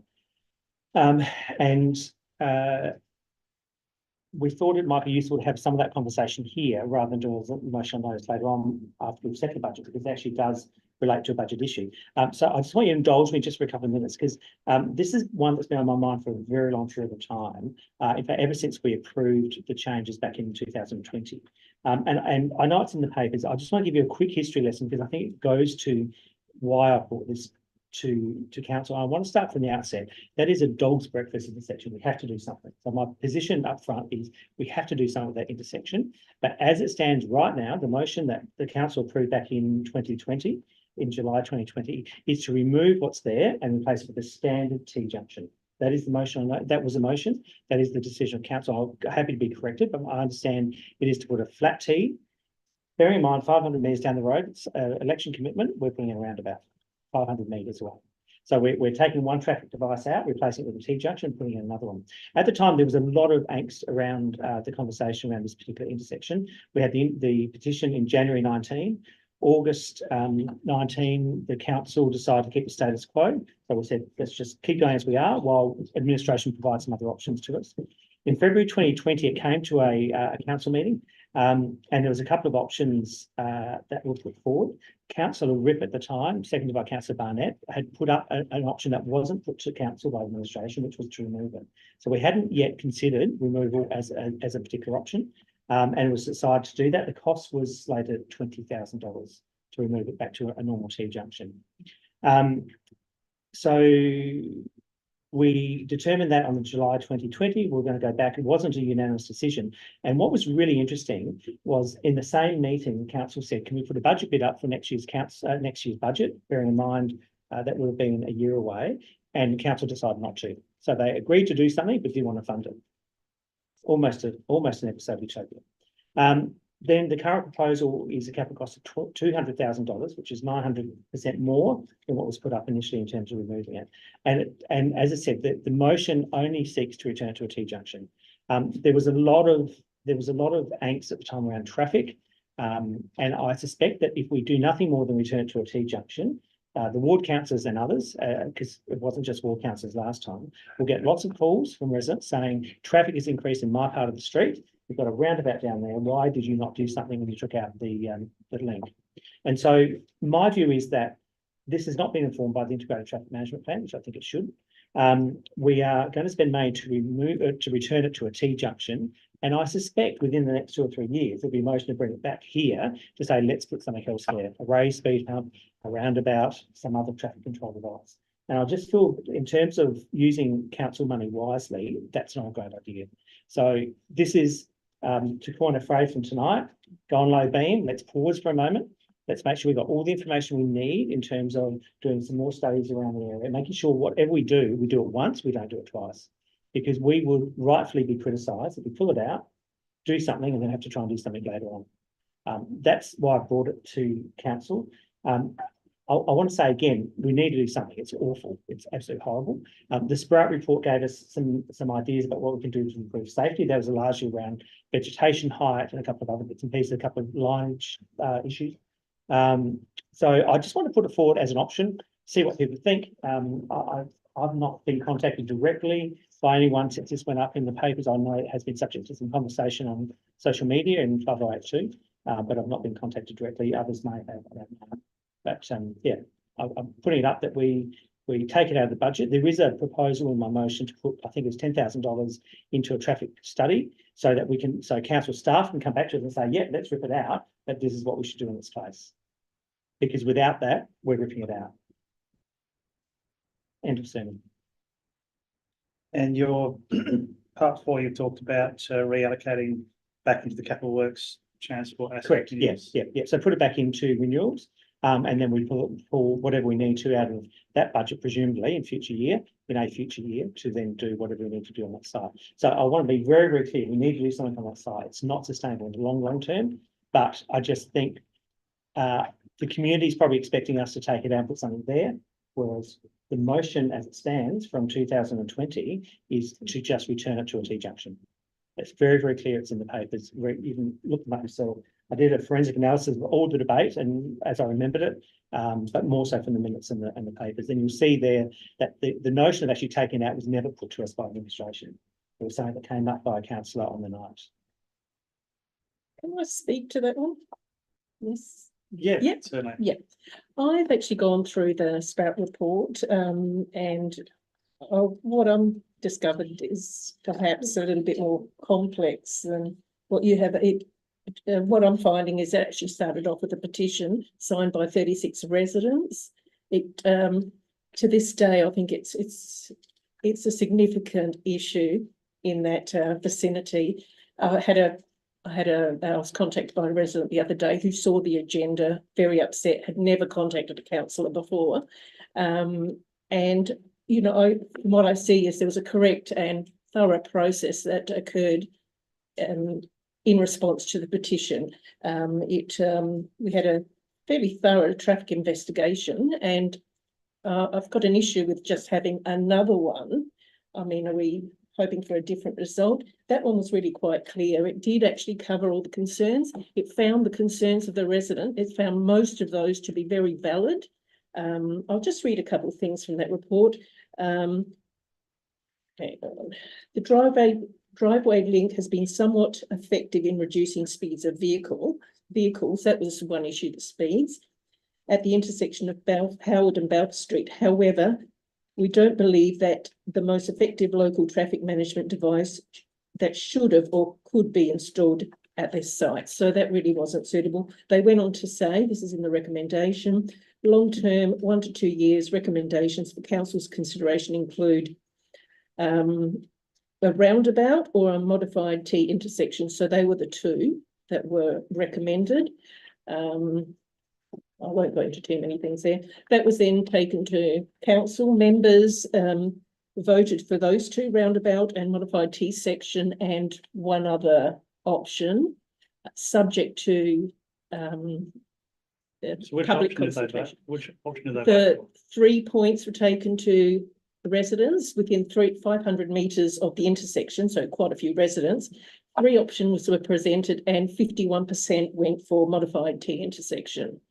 So it's been a long process. We've done we've gone into this, looked at speeds. Since then, we've had 40 kilometre speed limit installed into the area.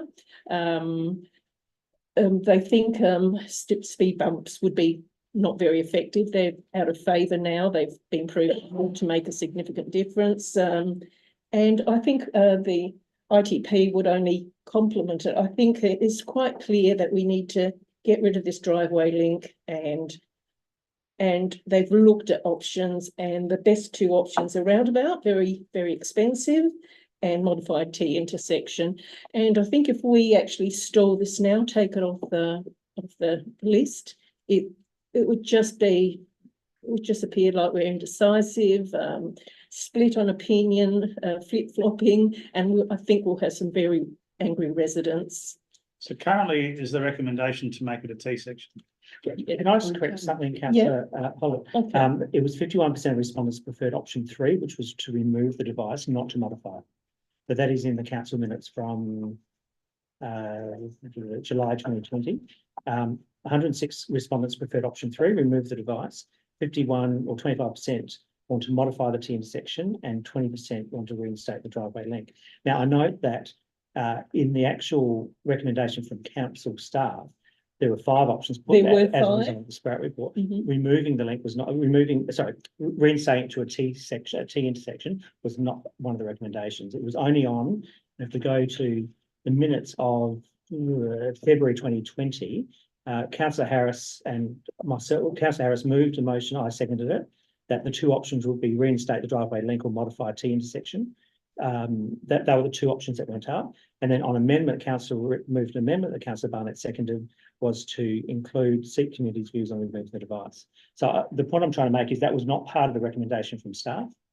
It was put in rightfully and legally as part of the council meeting. But council, I just want to make the point, if we do what the council said, you don't get any traffic coming on that street at all at that intersection. All you get is a T junction. So be aware that's what the motion is. Because I reckon you get more angry residents talking about traffic speeds and volume than you will the fact that we've taken more time to deal with it. It's also a $200,000 project that we approved on the basis that it was a $20,000 project. Would that, see, I find that figure very low, the 20,000. I mean, that's just. It's what's in the minute. Dumping cost. I know it is. I know it is. From 20,000 to 200 is a huge difference. I mean, we all know that you don't buy much for 20,000. So it is in the report. I do realise, but I'm sort of wondering how they came to that figure. Irrespective of itself. But we know what the roundabout is costing, and that's anyway, that's huge cost. So in comparison there. But if we do stall this, something has to be done, and this just becomes a more expensive project. There's a good chance that if this happens 2 or 3 years down the track, it wouldn't be happening next year. And then another traffic, that's my concern. I think it just draws it out. All council can do is return to a T junction. That's the motion. I understand. I just feel that's what a lot of residents want and what I'm hearing. And Mark might want to speak on it. Sorry, councillor Becker. Oh, sorry. Just a couple of things. So one, do we need an extension of time, or at least today? So good. And look, I'm really interested in the debate, but it might be that it's at the mission. So I'm not decided on that yet. What I have suggested though, and some of them may have seen, just regards to the fleet, there was a brief discussion around fleet management and a transition to electric, which is great, but you'll notice over the 2 periods there's quite a sum of money. I think it's like 600,000 in one financial year and 450,000 in the other. Now, understandably, we've got some very specialist equipment, and they're the tools of the trade. Some of our watering tanks and the foam steam, and pretty exciting things to have. However, the vehicles identified, some of them were identified as quite low kilometres, and there were concerns raised, I think by Councillor Nelson, on the resale value, and nothing's come back to us on that. So I'm of the mind to push out those vehicles for a couple of years, which has been identified in the email by Sam Delena, which is a Toyota Corolla, the Renault Kangoo van, and the Sprinter bus. So that's probably 150,000 thereabouts. And like I said, it's not as if we're not still transitioning to electric. It just means that we're utilising our assets as much as possible over the next couple of years. And that's certainly I'd like the council to consider that as an option.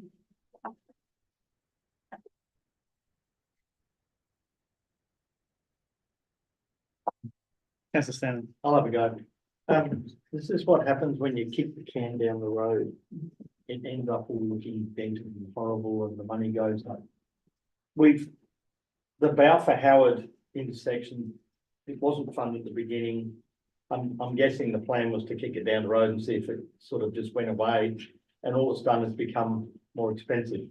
From memory, and my memory is very fuzzy, but from memory, I think Councillor Rip, and I remember the meeting, I remember he put that option up with consultation with the community, with the people he'd spoken to. And as we know, Councillor Rip was very much one for speaking with the community and had a good finger on that pulse. I think on this, we need to do what we promised. And what we promised to the 37, there was actually 37 apparently, not 36, but it's in two different places, it's written differently. For the 37 petitioners that put the original petition up, and then there was 854 surveyed residents, of which I think was 250 responded, and this is in the middle of COVID, good on them. And 106 people said, let's just take it back to a regular intersection. And just that level of engagement from the community shows me that people actually were very concerned and engaged with this intersection. Interestingly enough, there was only 8 people. I think I've got to go back to my data here. There was only 8 people that actually wanted it. 8 people wanted it to stay the way it was. I just think we've got we've made a commitment to the community. We're going to do something, and just the further we kick it down the road, the more it looks like we're trying to weasel out of something.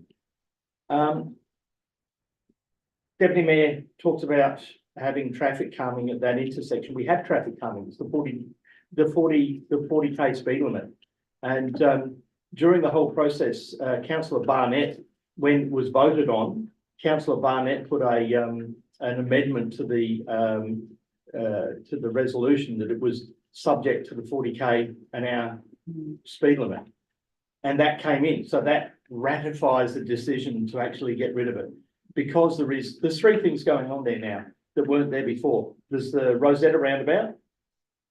There's the 40k zone, which will slow down people. And there's also a greater police presence. The police sit very, very regularly at the corner of Colin Grove and Howard now.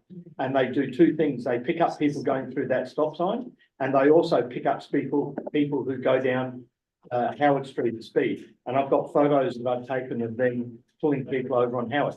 So there is a greater presence. And I'm sure if they figure out that there's an opportunity for people to speed further down, they'll be there even more, because they do like it, because they can just make money on a rotation. So I think the traffic calming, I'm not sure what traffic calming you put there. A raised intersection has been talked about, but that's expensive. I think we need to stand by a commitment to all these people who have been involved and all the consultants we paid. We went through 2 rounds of consultants. We went through the Sprout consultants, and then when they were coming up with ideas of what we could do, we went through a second round of consultancy. So we spent all this time, all this money on consultants. We talked to the community. We've had feedback from the community with the original position. Then we went out and talked to people over a 500 metre range, 800 of them. And we've said to them in a letter, when my resident brought the letter into me the other day and said, look, here's the letter I got to say they were going to get rid of it. Are they going to do it? It's like, well, if we said we're going to do it, we're going to do it. It's $200,000 sitting there. We just saved $130,000 by deferring FOGO. So that is the pain, the bittersweet pill is a little less bitter by $130,000 that we just clawed back from another project. Unfortunately, as it was, but we're a little bit ahead this evening. I think if we delay it, it's only going to get more expensive. If we put a basic driveway, a basic T-junction in there, if we want to do something, we've got a blank canvas that we can do it with. If we do something else, we're going to be working with something that's already got some devices in there. I think leave it in there. That's our promise to the community, and we need to be seen to be honouring our promises. So I'm going to say one thing briefly. I think they're 2 different budgets. One's operating, one's capital, so there's no benefit. Can I just so one thing I didn't say before was when we did the consultation, Option 3, so this is in the council report, the most common comments provided from respondents supporting option 3 included a range of things. It's dangerous, yes. Will improve visibility of the intersection, absolutely. Will improve traffic flow, yes. It also says may result in increased vehicle speeds. Should this occur, then appropriate traffic management should be utilised to address the issue. So what the residents are saying is, yep, remove it, but if there's traffic, we're going to expect something there. That was pre-40K. It was, yep, and the next paragraph talks about the 40 kilometre speed limit. But we know that 40 kilometres an hour brings people down from 60 to 50, not 50 to 40. We know, and we knew that in the modelling when we bought 40Ks. It's not the panacea to everything, but it's certainly a contributor to it. But when you have long, narrow roads, there's no provisions to slow traffic down, speed will increase. So I just want to flag that residents from the survey are expecting traffic management solutions if the volume and speed increases, and it will have to increase. Absolutely have to increase. Now, I've said my bit, I'm happy with the resolution council, but that's. Just one more thing I forgot to add before, that traffic counts have since been done, since the beginning of all this, on Howard Street, various locations, and they were travelling, the speed on average was 80, in the 85th percentile, so it's speeds have remained, you know, within their limits and under, so and this is various points, so that particular link there would obviously not affect some of those spots. I might call it on this discussion point Yeah. because we've given it a fair bit of Yeah. airtime, and we can always debate it when we get to the actual recommendations. So there are other points that people would like to make. Councillor Barnett. Oh, other points other than Balfour Street. Sorry. Yeah, we've got a, yeah. Well, I know, I was wanting to make a comment about Balfour Street, the intersection. I can, quickly. If it's brief, yeah. Yeah, look, it's just become so damn complicated. The expectation when you go along Howard Street, they're all got T intersections, you know, the T intersections, so you stop like you're supposed to do according to the law and give way. So what we've got now is such complicated traffic maneuvers there. It still hasn't, visibility is still very, very dangerous when you're travelling north along Balfour, Howard. You approach Balfour and you have to get right into the middle of that intersection before you can see any car that's going to be approaching. That's where I've had so many near misses. So now I stop at just before the corner so I can then edge over and see if anything's coming. So really what's there at the moment is, in my opinion, more dangerous than reverting it back to a T intersection, which is much simpler. People understand we've got 40 Ks now. So you'll always get idiots. But, you know, we need to make a decision and go back to what was actually promised and not muck about anymore.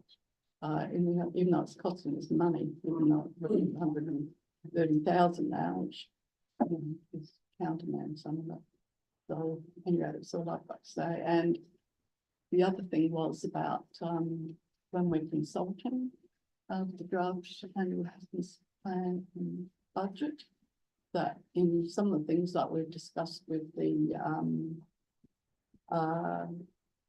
trial FOGO project, is that we were going to make sure in consultation that we have some options so that people understand what else can be just, you know, what else can they come back to us on. We're just putting out what we've debated and discussed, and then they've got to say like, oh, yes or no, you know. So I'm a bit more favour. I can't quickly find my email that I sent back to the mayor in discussing this about providing some more options, even though we're saying this is the only, you know, this is what council's discussed and come to after discussion. We have a whole lot more information than what the public ever had. So, yeah, I just think it's time that we started giving people a bit more options in the budget, like saying, right, well, you know, if you do this, then this is what's going to happen. If you do this, then it could be that. So, So how do you recommend we accommodate a suggestion on the lines of what councillor Barnett's putting forward? I regret to say that I was forced to use the facility for a period of time there in the discussion, so if you can potentially outline what the suggestion was. It was in relation to putting forward options as part of the draft budget for consultation and being clear as to what this option does include, what it doesn't include. And the reference point was the FOGO. Yes, yes, so I can't recall if the budget recommendation includes an area for different budget option consultation points, Caroline? Through the chair, we don't have that structured in the recommendations as stand, so you need to create one, or is that at the moment we've got option 2 in the budget? So if that being the case, my suggestion to members would be to add a point at an appropriate, when you get to raise and debate a motion, that there be a point in the motion that says, noting that the draft budget will be consulted on in the form referenced above, that is the draft budget with all the changes that are going to be made, and presumably you'll vote in parts on them. That the following options be specifically identified for consultation as a component of the consultation process, and then you list those things, and it might be options for removal or retention of Howard and Balfour Street as a capital budget item, options for an increased FOGO trial for 2 or potentially 5 days a week, or 3 or 5 days a week, and just identify what those options are. Those options are all options that things that we've costed. So for example, with Howard and Balfour, it could be it's in, it's out. With FOGO, you know that there is an option 2, an option 3, and option 1. Option 3 is going to be in the budget, presumably. I hate to prejudge things, but that's the way it looks based on the vote you've done. So you might say consult on option 2 or on a 2-day option. So those options could be presented in a separate recommendation within the budget adoption, the draft annual business plan adoption resolution. How does that work in relation to what we've got on the screen as things that we're probably going to take in parts and vote on individually?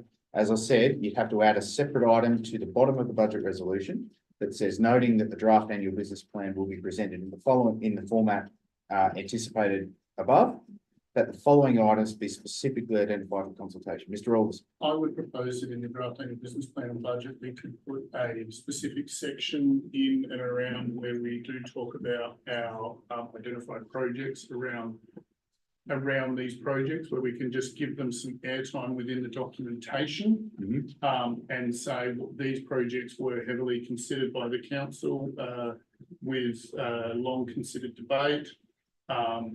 These projects have not been funded as reported within this budget, but and we can create a question in our survey and to seek the feedback from the public around that. Members, I hate to do this to you, but asking a question of my manager on the floor now, would it be sufficient then for a very basic additional resolution to be added that said something like that the following options be included in the draft annual business plan for specific consultation? Yes.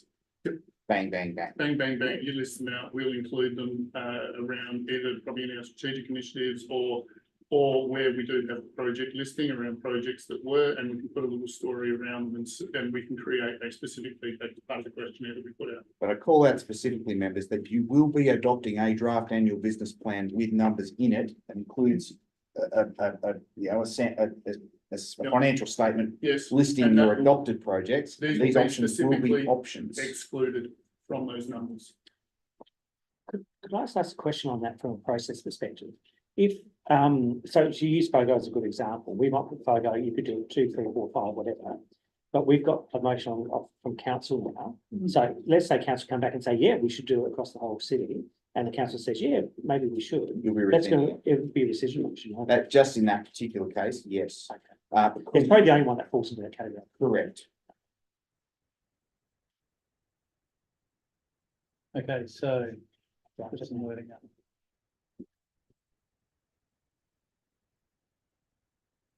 So I Councillor, think just with, on this point, we're just gonna make sure that our reasons for that are clearly spelled out in that. It's very simple to sort of say, well, there was $130,000 auction, we need to roll out 2 more days for FOGO. People are going to say, well, that's not much, that's fine. But the reason we're not doing it is the unknown legislation, potential $300,000 of additional cost and everything else. That's the real reason we need to do it. So as long as we're doing this, they're given all the facts and all of the information. I think councillor Barnett was making that point, for sure. Yeah. It's a challenge, members, It is. because for you to communicate that clearly to the community in adopting this resolution, you almost have to do what the audit committee does, which is say, not only here's our decision, but here's why. So members may wish to consider that when outlining which options you wish us to include. I think we're making things more difficult than they need to It be. is complex, but members, if you want to consult on a range of options, this is what it's going to take. Well, I think that's been more transparent and upfront with our community. Especially those that aren't privy to all the discussions and information that we have. Most of them can't even just say it's so damn difficult, you know. It's going to get 15 people when you come back. Yeah.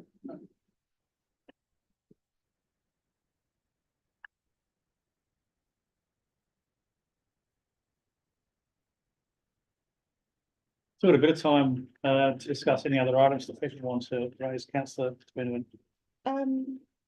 Thank you for the report, and to the author. It's a little bit different compared to previous reports that I've seen, obviously because I've got a new director. Can I just request that we have the, where does our $100 go to in pictorial form? That is the intention of that, yes.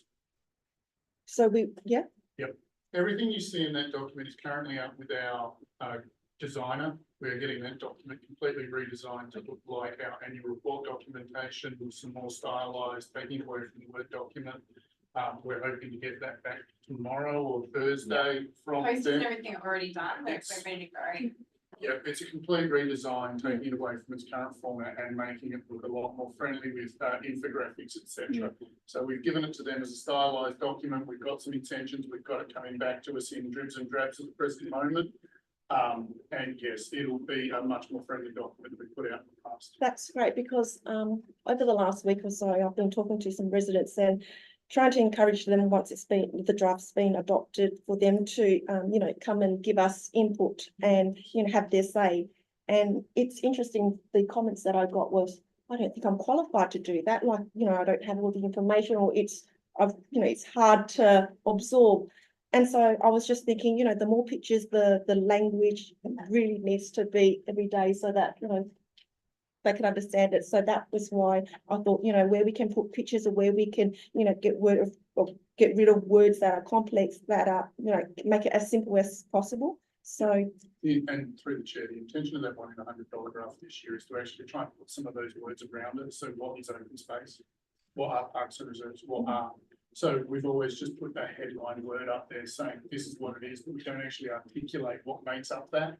So we're trying to come out with, rather than just putting a chart in there saying, so where your money goes, this is actually where your money goes, and this is how we are spending it in that category. So we are trying to better articulate that 1 in 100 chart this year, which is very hard for us to do in a basic Word document. I'm not a graphic designer, but that is the intention. We've gone to a consultant specifically for that purpose to try and make the document a lot more understood. This document has actually gone through a lot more heavily with our comms team this year to actually simplify the language. I am an accountant by trade and I do not do comms, so we've really tried to simplify the language and take out a lot of the a lot of the unnecessary parts of it, simplified like that. Great, that's great. That's good to hear. And in terms of the community consultation, like I love the various, engagement approaches. So you've got, as usual, your schools, businesses, everybody gets an opportunity to have a say. So loving those, different touch points where people can either come here or they could do it online. So I've also encouraged to look at other opportunities as well, but what you've got there is really good because we're trying to capture and give people opportunities to speak about it, so well done. Can I just check the definitive answer about the CPI? It's 4.4. 4.4 is correct, it's 4.8 for the recurrent, and did I say 3.6 for the capital, Chris? That's December 2023. So the average is 4.4. December 23. Councillor Baggins. Yeah, there's some figures on page 242 of this open space works. It's got Prospect Oval lighting upgrade $3 million and the income to 2375. Is there something that comes from? 2375. I'm assuming that's the combination of Sandford and government. Well, that's my understanding, is it correct? That income number in the light? Sorry, second. Through the chair, correct, it's in relation to SAC, state government and also the football club. Now that is obviously subject to funding being provided through state government. But this is going out to the public. Yes. So I'm just wondering, there's no assumption this is there, so do we have to add asterisks that it's like. So through the chair, just like any budget, it's an estimate. Budgets are an allocation that council set aside for an expected future project. Yes, this one has some more uncertainty attached to it than some others. If members wish to identify that in some way, then you would be minded to do so in the resolution. But it's already identified as a contingent project, I guess, in that regard, in the annual draft annual display. Yeah, I think we've had a simple notation. We have got in other places, effectively that it's effectively subject to grant funding. There's a simple notation. Probably then, if that's the case, we can handle that as part of an administrative amendment, so you don't have to mention it separately. Can I just circle back to the point that I made at the start, which was in relation to my proposal? Is there any appetite for including my suggestion in here as well? I think what we'll do with this motion is we'll move it and second it, and then we'll take it in parts, and we'll take quite a granular approach with how we're going to take it in parts. So we can either, still got a few minutes.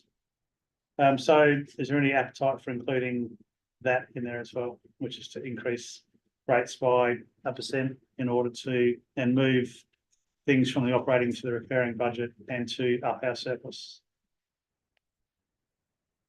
So would that mean moving the 130 we saved on FOGO into, say, the things that we're doing in building and making? No, that FOGO stays. If FOGO is removed, then that reduces the operating projects. Right.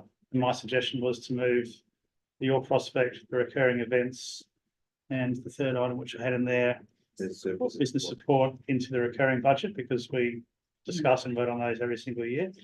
So moving them into there, raising additional revenue, reinstating some of the surplus that we've chewed into with the draft budget that we're going out with at the moment. We can vote on it. So It's like this every year. I would support you moving those three items across to the recurring.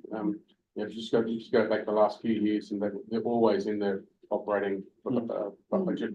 We're all committed to that marketing and to the events, so I think moving them from operation to recurring. I think with the other money that we've saved, with everything else, with the rate differential increase and the removal of the program, I think we've made enough. I don't think we need to increase rates anymore. I suggest we put it in there, then we can vote on it, because we're not sure how those other recommendations are going to go. Okay. Sorry, can I clarify though? The $130,000, it's just appeared on our screen. So presumably the motion that was approved before, we'll be obliged to approve that one. However, there's no relevant decrease to the rate as a result of $130,000, because that was an operating project, wasn't it? Yeah. So approximately how much is $130,000 in terms of a rate increase? 0.3. 0.3 thereabouts. So it's closer to about 0.4, maybe a fraction more than that, Mr. Alderson. $130,000, then $280,000 is 1%. So the two changes that I've currently got banked being the $130,000 out and the $10,000 in project for the scoping of the traffic study. That's 0.46% reduction effectively in those two numbers. So it's a 0.5% for the 130. So there's a question in my mind, do you leave those dollars baked in somewhere? You get your 0.46% increase and a better position for the surplus, as opposed to. Can I point something pertinent out to members though? Please don't make the mistake of treating operating projects allocations in the same way as recurrent. Please don't make the mistake of believing that you could fund recurrent allocations from operating projects that you are choosing not to proceed with. Operating projects are funded from an annual allocation from your long-term financial plan of what is currently 1.15 million. If you take money that you are saving from the operating projects list, such as you are suggesting with FOGO, and looking to fund recurrent projects with that, that's fine. We can do that this year without impacting the operating bottom line. But next year, we're going to bring an operating projects budget back to you that is reduced by the same margin if you just add that to recurrent, because that's the only place we can get it from. I think the reason why the mayor's suggesting an increase in rates is to permanently fund those projects going forward without impacting the operating projects list. And that's an important distinction to make, members. It's an easy thing to do. If you bank operating projects back into the budget, yes, you can reduce rates this year. That will compound. Remember that. So that's a challenge that we'll move forward with. So I don't recommend just reducing rates to maintain the surplus, because that will impact future operating revenue down the line and our long-term financial plan as a result. However, you will have additional surplus next year. And there is potentially ways that we can either pay down debt with that to reduce future operating impacts. We can't model that tonight on the floor, but those are things that could happen. And we can work through that through budget review. But making changes like that based on a reduction in the operating projects is a dangerous thing, because it could result in us permanently having to reduce the operating projects application. But I think that's a really valid point, because for years and years, we funded those three items as an operating expenditure. So all we're doing, there was an option to say, we're just going to swap that to this column and the money goes with it. And our operating budget absolutely goes down by whatever that amount is.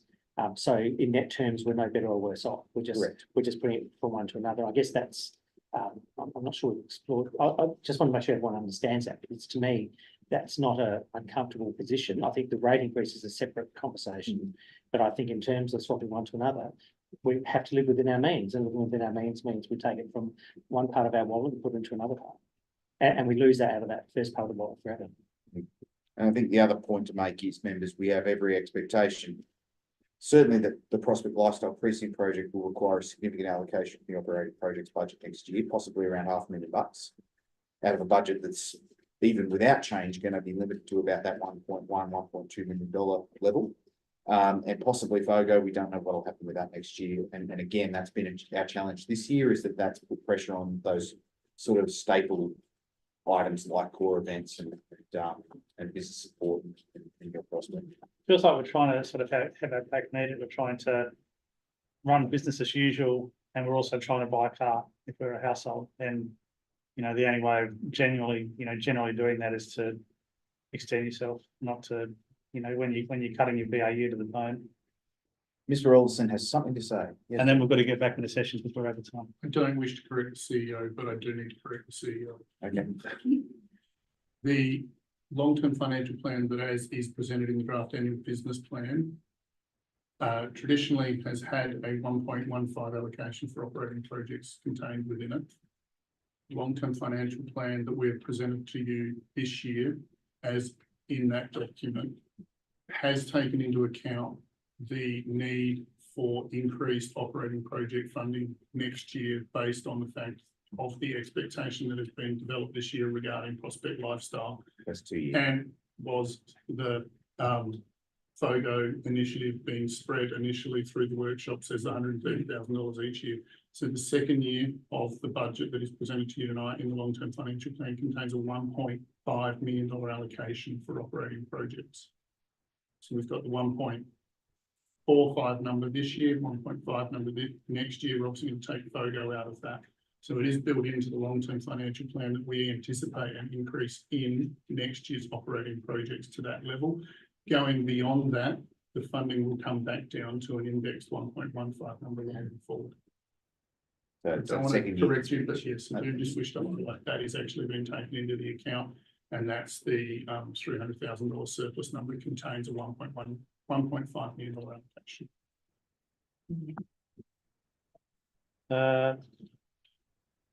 We're already over time, so I can take one more question and then we've got to get back in this. Yes. So, for example, when we're moving those operating projects into the capital, those three that are identified. So if something happens and we decide that Prospect Magazine, your Prospect Magazine, so is that particularly the hard cover that's being thought of, or is it the total E as well as copy? Yeah. So through Mr. Mayor, I think the response to that is, it's the model that we discussed in the workshops. Ms. Taylor, can you remind members what that looks like? Yeah, through the chair. So it's a hard copy which is now distributed quarterly, and it's not posted to addresses, but it is distributed 5,000 copies. But it also does include, I guess, the platform which supports that. And just following up from that, so that at any time if those projects move into capital projects, take for example, just as example, the Prospect Magazine. So if council changes or something comes up, and that can still be changed. Like when we have all the next year budget discussion, sort of goes back into all the mix again and do what we do. Yep. They're not just, yeah. They're not guaranteed just that forever, they're no. forever. Yeah, okay. All right, I'm going to bring us back into session now. Thank you everybody for your contributions. So the way we're going to do this is we need a mover and a seconder to get it on the table. We can have further debate if we need to, and then we'll take it in parts, and we'll go down to the level of 2.A part 1, 2.A part 2, etc., etc. So we can cover off on everything. So that having been said, do I have a mover for this motion to get it on the floor? So move. Deputy Mayor Crichton would you like to speak to the motion. Do I have a seconder? Councillor Nelson, would you like to speak to the motion? No, I think we get it moving and we go through the motions. Is there any further discussion? Anything that hasn't been raised so far? I'm not seeing anything. Back to you, Councillor Green. Oh, look, just for process sake, I'd ask we take it in parts just in case that we need to do that. Yeah. Otherwise, Yeah, this, sorry. I didn't see a hand. So this, we're in debate now. Sorry, I didn't see your hand go up. Yeah, it's all right. You went straight back to. No, didn't I said, is there anything further to add that hasn't already been? Oh, it's very hard. Okay, is there anything further to discuss? Absolutely. Yeah, so one of the questions I have, and I know a lot of residents ask, is that we're very dependent on car parking. Can I ask where within the information that's going out to the public is how much is included in the long-term financial plan? The income from the car parking funds. So yeah. Mr. Alderson, do you have that answer? Through the chair, the number is included as part of our statutory charges income line. We don't specifically articulate what that dollar value is. It's just it's the largest part of our statutory charges. Could I get a figure so that's how much that is, please? I believe through the chair in the first 2 years of this plan, started the first year of this plan. Give me 2 seconds just to confirm that.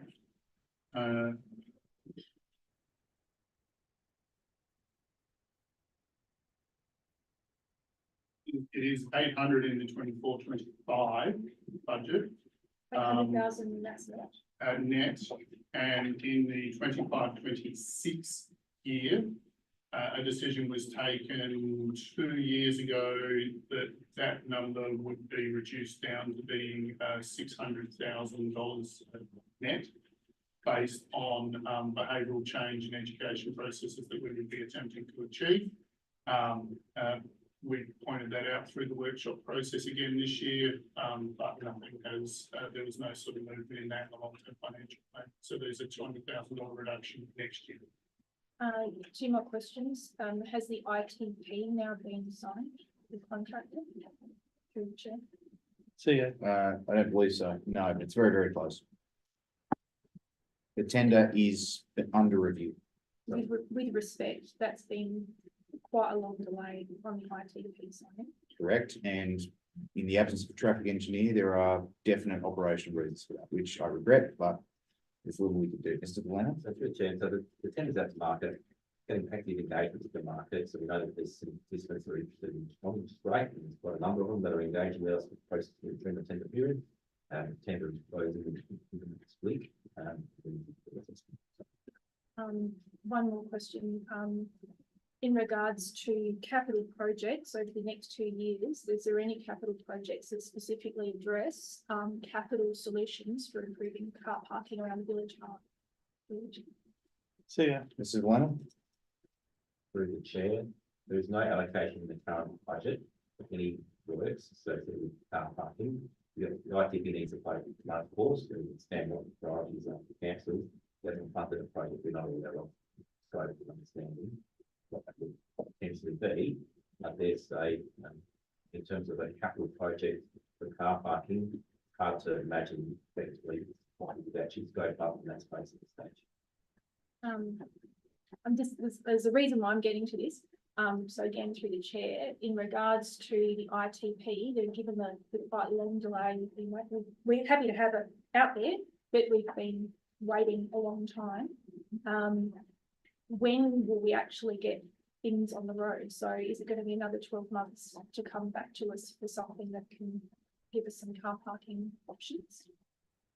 so yeah, I'll flip this to Mr. Delano in a moment, but members, I need to remind you that this ITP has become an all-consuming beast in terms of the expected scope it's anticipated to deliver. This is not going to be a short process. There's quite a bit of work involved in it. Mr. Delano, can you answer the question? In regards to car parking, I think it's fair to take to members, but in terms of the workshops, in terms of the report we presented, we did touch on car parking in that space. The focus, and we did put to council, how do we want to run this with respect to car parking and the scope of this project? There was a unanimous discussion point in the workshops that we would undertake the ITP and set the framework for transport in the city, and then we break down to specific precinct studies. And what we did say in the reporting on this matter was, should we have some funding capacity available once we go to market with our $100,000 budget, we could potentially bring that multi-level car park feasibility review in the main street online earlier.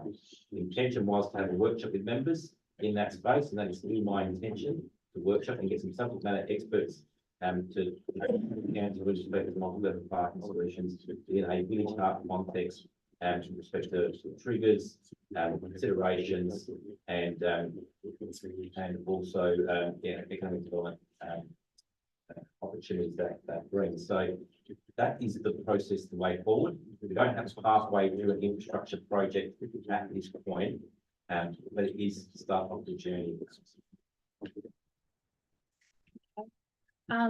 Yeah, so just, I guess, I'm liking questions today.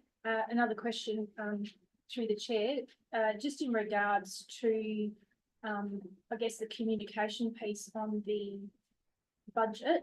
Are the things that didn't make it above the line going to go out to the community? So I'll just note that there was an elected member, part of myself, for a $300,000 allocation to solutions for car parking in Village Park that didn't make the first cut. Are they going out to the community? so yeah, So through the mayor, I think what we have decided to do, and I think how we've built that into the budget resolution that members are about to vote on, is that you need to include in that list the items that you wish us to consult on that are not in the budget. So what you're talking about is an item that didn't make the budget. Councillor Backer, if you wish for that to be a consultation piece, then I would suggest you attempt to move an amendment for a variation to the motion to add that item as a separate consultation item. Otherwise, we will not consider. I would like to move an amendment. variation or amendment. I don't know, 5%. Depends on whether the move and second. It might not be accepted. But considering how much car parking revenue that we raise, we still haven't got any solutions on the ground. That there's a capital budget of $300,000 per year for car parking solutions. Infrastructure. Let's just get some words there. I'll speak to the mover in a second to see whether they accept that mover. And second, do you accept that? Can I reserve my right to see it first? Noting that you're voting in parts, maybe you can go that way as well, but only if the sector accepted. Yeah, look, generally I'd say yes. I just wanted to see the words. But... Just while that's happening, I've had some commentary from staff around the 800K net figure in relation to parking revenue. That actually excludes the staff costs associated with the exercise of managing compliance around parking. So the true net figure requires us to take into account wages and probably makes the true figure closer to 300, 350. I've probably gone, so. Used to be what? Yeah,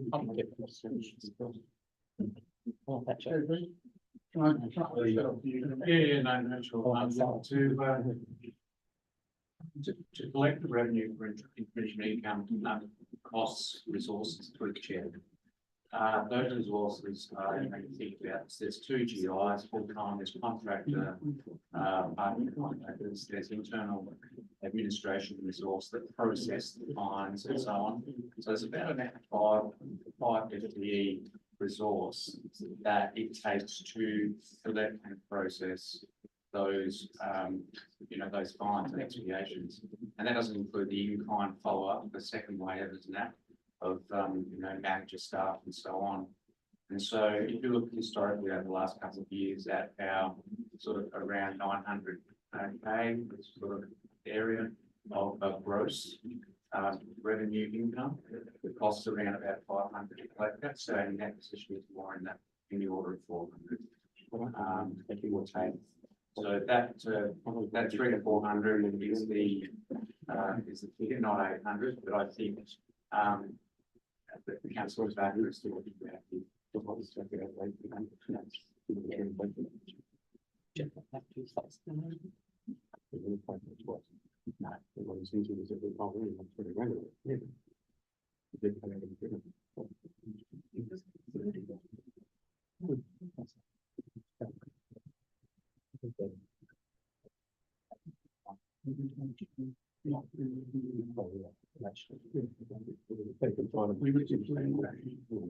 You're asking to see information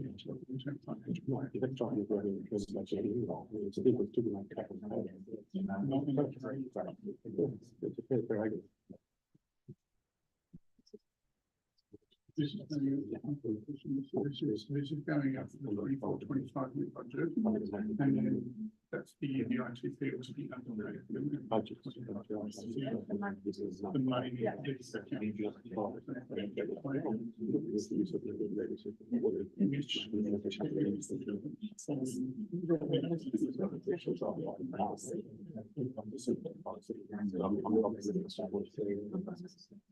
but then not like other things like not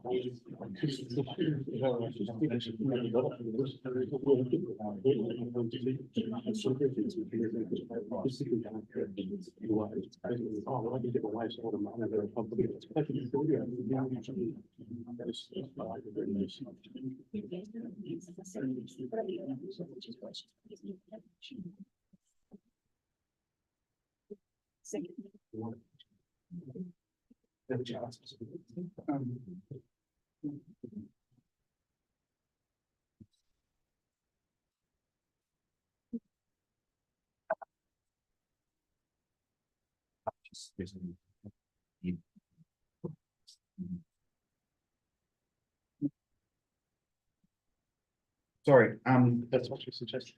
through you, Mr. Mayor. Councillor, are you asking us to consult on the budget bid that you put forward for $300,000 in the operating projects It list. wasn't an operator, there was a confusion in the understanding. With the cap, it was actually, the intent was the capital expenditure. Capital project bit. Yeah. But On the back of IT. we can put that into the projects not funded in the current year consultation process. But then you're asking for funding to be made available in the long-term financial Yeah. plan in 25-26, Yeah. which would fall out of this as well. But those are two separate issues. Two separate issues. So we can put the motion in around consulting on the parking allocation of funds. Yes. But with the ITP going into the 24-25 year, the money would be funded in the future years. So we'd be putting in. I can put it in as a consultation piece around the car park. Yeah, okay, yeah, it's gonna be complex. Members, I really have to say, wordsmithing this stuff on the floor of council presents a serious challenge for us. I understand this is a complex process, but this is far from ideal. Capital should be in charge. So that is correct. You'd like us to consult on an additional budget allocation in 25-26 for capital works arising out of the ITP? Yep. So as part of the 2-year budget bid process? Okay. Be a matter But of it's council. just, yeah, it's a matter of council. How much? I think in the order of 400,000. So the 5D, And I think we already have an unspent $450,000 car parking fund as well.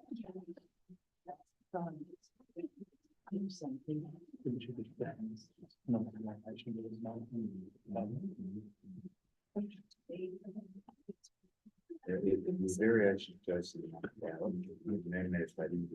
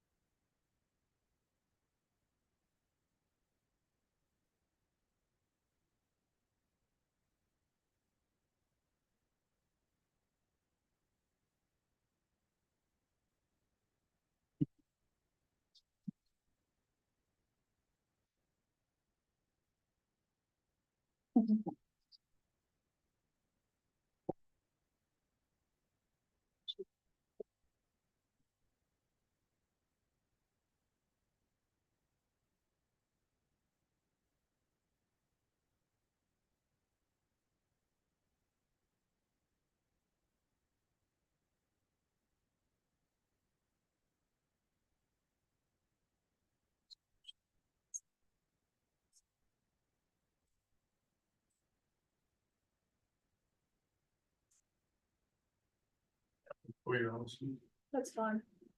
I'll speak to it briefly. Not at the moment. No, Yeah, I can.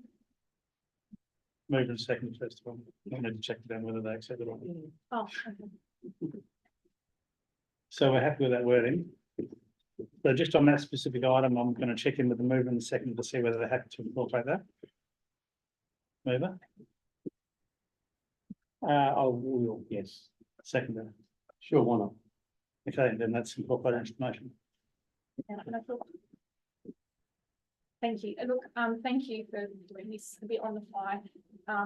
It's actually just for consideration. They're presenting options. This is not committing us to anything, but what you've seen loud and clear from the community is parking is the issue. And the pressure is on us. The traders groups are really active. We want to do events. We want to do things at the Prospect precinct. Now, if we want people to come to our city, we have to be on par with the Norwoods, the Unleys, the Kimberley roads. We just need to be able to address this. And this is about capital. So this is on the ground. So this is diagonal parking, pavement extensions, appropriate signage, safe places for U-turns to get people through in and around the city, places for your Uber drivers, your little vehicles. And we know we're going out to ITP at the integrated traffic management plan at the moment, and it's also about the safe movement of people as well. So car parking is one part of the equation, but I'm sure as the consultation moves forward, we'll get better solutions for people and vehicles moving through the city. So encouraging you to support that. And I look forward to the draft budget going out for consultations. Thank you. Is there any further discussion? I think that's where we got to. No, good. Okay. Back to the Premier Group to sum up. Thank you, Mayor. Look, these are never easy processes, so I think it's probably as good a time as any just to acknowledge the staff contribution to making this happen. There's a lot of balls in the air with budgets. It is a complex moving feast, and thank you for your contribution to getting us to this point. Look, the point I've made in many years when we talk about the draft budget, it is a draft budget. Like we're not deciding everything tonight. We're deciding for something to go out to community. And I certainly commend the consultation processes we have in the report ahead of us in terms of how to engage with the community. To be honest, they never quite hit the mark in my mind, just because people aren't overly interested in the budgets each year. That's what we find. It's hard to get people engaged in this. So any other creative thinking we can do to talk to our residents and talk to our community about it, I think is really well received, and to push them in the direction of the existing processes that have been identified in the report. I certainly commend, I think, most of the recommendations to you. I'm not quite sure yet as we go through. Mayor, just a question in terms of taking in parts. I would formally request for taking in parts. However, if I use recommendation 2 as an example, there are 2 distinct components in 2A. Are you going to take them as separate, like each individual line? I was planning on to, yeah. Okay, great. Thank you. I think that would be good. Apart from that, I commend the report to the floor. Thank you. Okay. Let's go to the vote. It's gonna take a while. Okay, so we're taking this in parts, and we'll start with part 1. All those in favour? Against? Carried unanimously. We're going to go to part A, part 1. All those in favour? Against? Motion lost. To part A, part 2. All those in favour? All those against? Casting vote. I'm voting against it. So motion lost. To part B, part 1. All those in favour?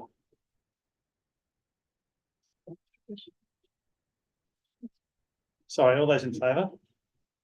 All those against? Motion lost. Division. So all those against need to stand. Oh, unanimous. Fantastic. All those against need to stand. Yeah, exactly. All those against need to stand. You can't have that without 2A1. 2A1 was already lost. They can't have 2B1. Yeah.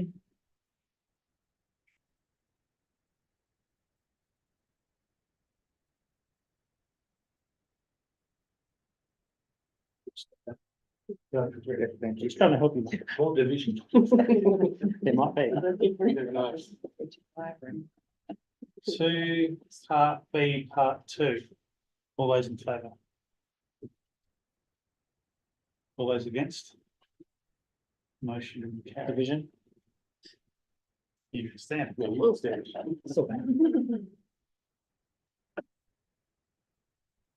Okay, we just scroll the screen down, please. Put them through the vote. For us. I'll be wrong. It's going too much. We're on this next. Let's see. So 2 part C, part 1. All those in favour? All those against? Carried unanimously. 2 part C, part 2. All those in favour? Against? Motion lost. Cool. All right. So items, part 3. All those in favour? So we're on 3. 3. All those against? Carried unanimously. Part 4. All those in favour? Against? Carried unanimously. Part 5. So again, taking this in parts. 5 part A. All those in favour?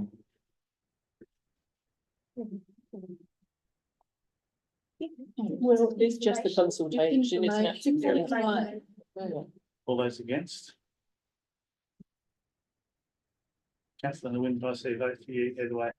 Sorry, I'm just trying to understand it. Is that the five options? It's just giving information, so documenting consultation. So if I may, Mr. Mayor, this is about the inclusion of items that are not part of the draft annual business plan and budget, so they will not be funded in that budget, but they are presented as options for consideration or discussion as part of the consultation. So we are funding this, and we've made a decision not to, and we'll try and add some commentary around why you haven't done that. Based on what we know, that's always dangerous because we can't necessarily represent all of your views accurately, but we'll do our best.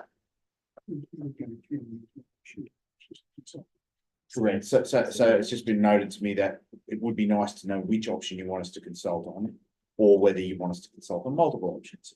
Because right now we're just retaining the trial as essentially, a status quo position. There was an option 2 presented, which was a 2-day increase, and an option 1, which was go to 5 days.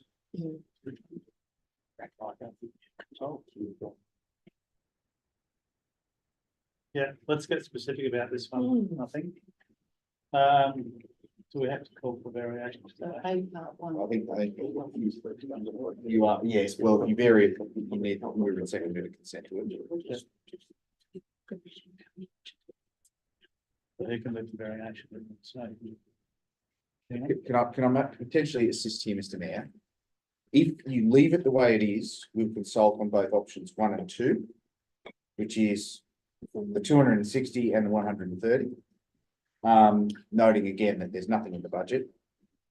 But if you want to define a specific option and one only for us to consult on, please do so. And to do so, you'll need the mover and seconders sent to us, because we're beyond the point where we can move. Does anyone want to be specific about it? Or we have to go out to consult on both the options?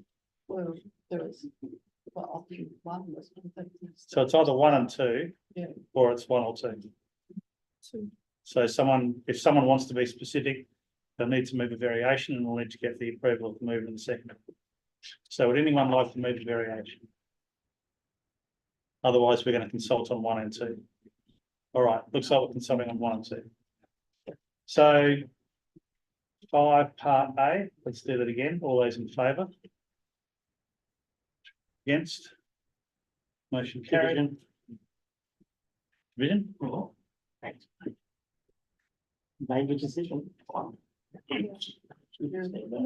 You can do this for all. I'm just saying that. I voted with them. She sent the motion. 80%. With the information.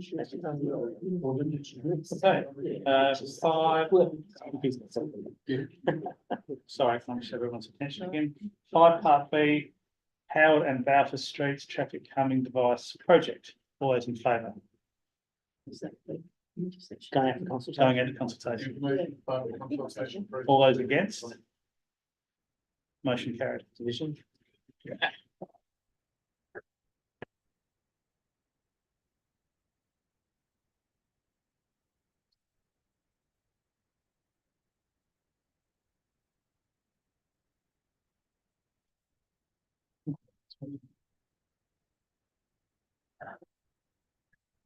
Okay. Item 5.C, all those in favour? 5.C, all those in favour, all those against? Motion carried. I'm just trying to see if anyone else will. No, So motion carried. division. Can you call? I did, of course I am, just did. Okay. Division. I believe I can. It's a very modest division. I was just waiting to see if anyone else wanted to call. No, I did, so. Okay, so we'll get that stand. Oh, that's right.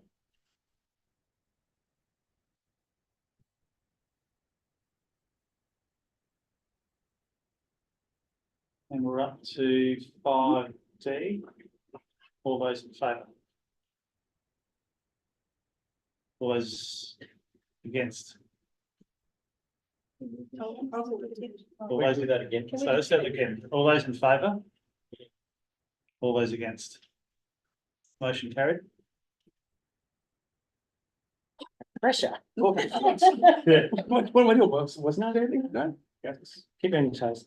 Richard. I'm voting basically, we don't want to stand up. Item 6. Now they to be taken 6A, 6B and 6C. Let's do that. So 6A, all those in favour? Against, carried unanimously. 6B, all those in favour? Against, motion carried. 6C, all those in favour? Against, carried unanimously. Anything, is there any more? You want one? Thank you. Good job. Wait for the budget. Okay, what time is it? 9:37. If anyone wants to just get a refreshing drink or shake their legs around for a minute or two, let's do that now. Let's be back in a couple of minutes though.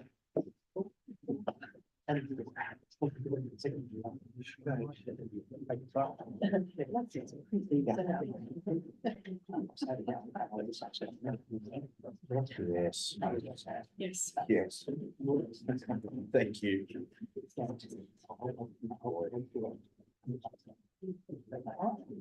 Don't even tell you something. Yeah. We pushed through the lines. Actually, we're ahead of where I expected. She's saying. Yeah. These bridges are all powered by out. So they are giving our belt around, but we're consulting the leaving. Yeah. Is that right? Yeah. Okay. So full 200 capital budget, but we're consulting on leaving it into due to the original. No, it's still.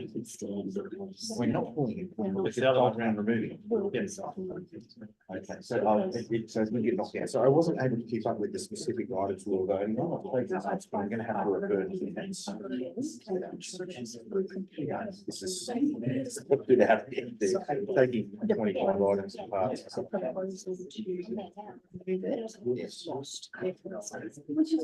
we are doing the work, but we are consulting the possibility of removing that, just leaving it out. This is like a possibility of traffic study. Well, that was something. Second up, so not that, just do we remove it?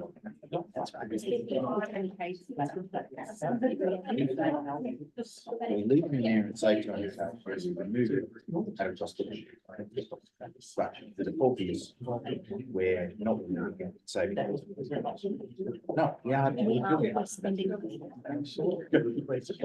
Money on consulting, I'm not doing it. So we are spending. Oh, boy, what a night. Could get worse. Excuse me, CEO. Live. I'm sorry, yes? Yes, it's live. Yeah, okay, no, that's okay, I'm sorry, everybody, this is a confusing thing. So we are, we're making a change to the current budget. We're not adding anything to the budget. So we're gonna have to pull that out of the- So. That's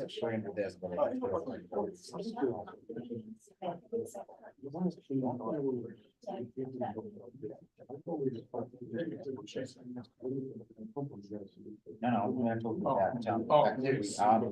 Yes, yes, yes. Yes. So what goes on, and then down. Yes. Especially.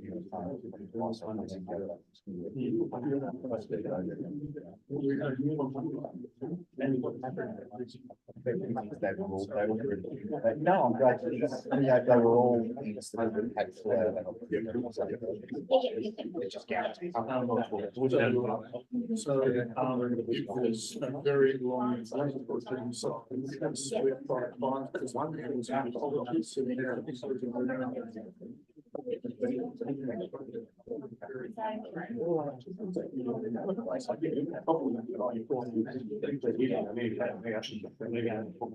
believe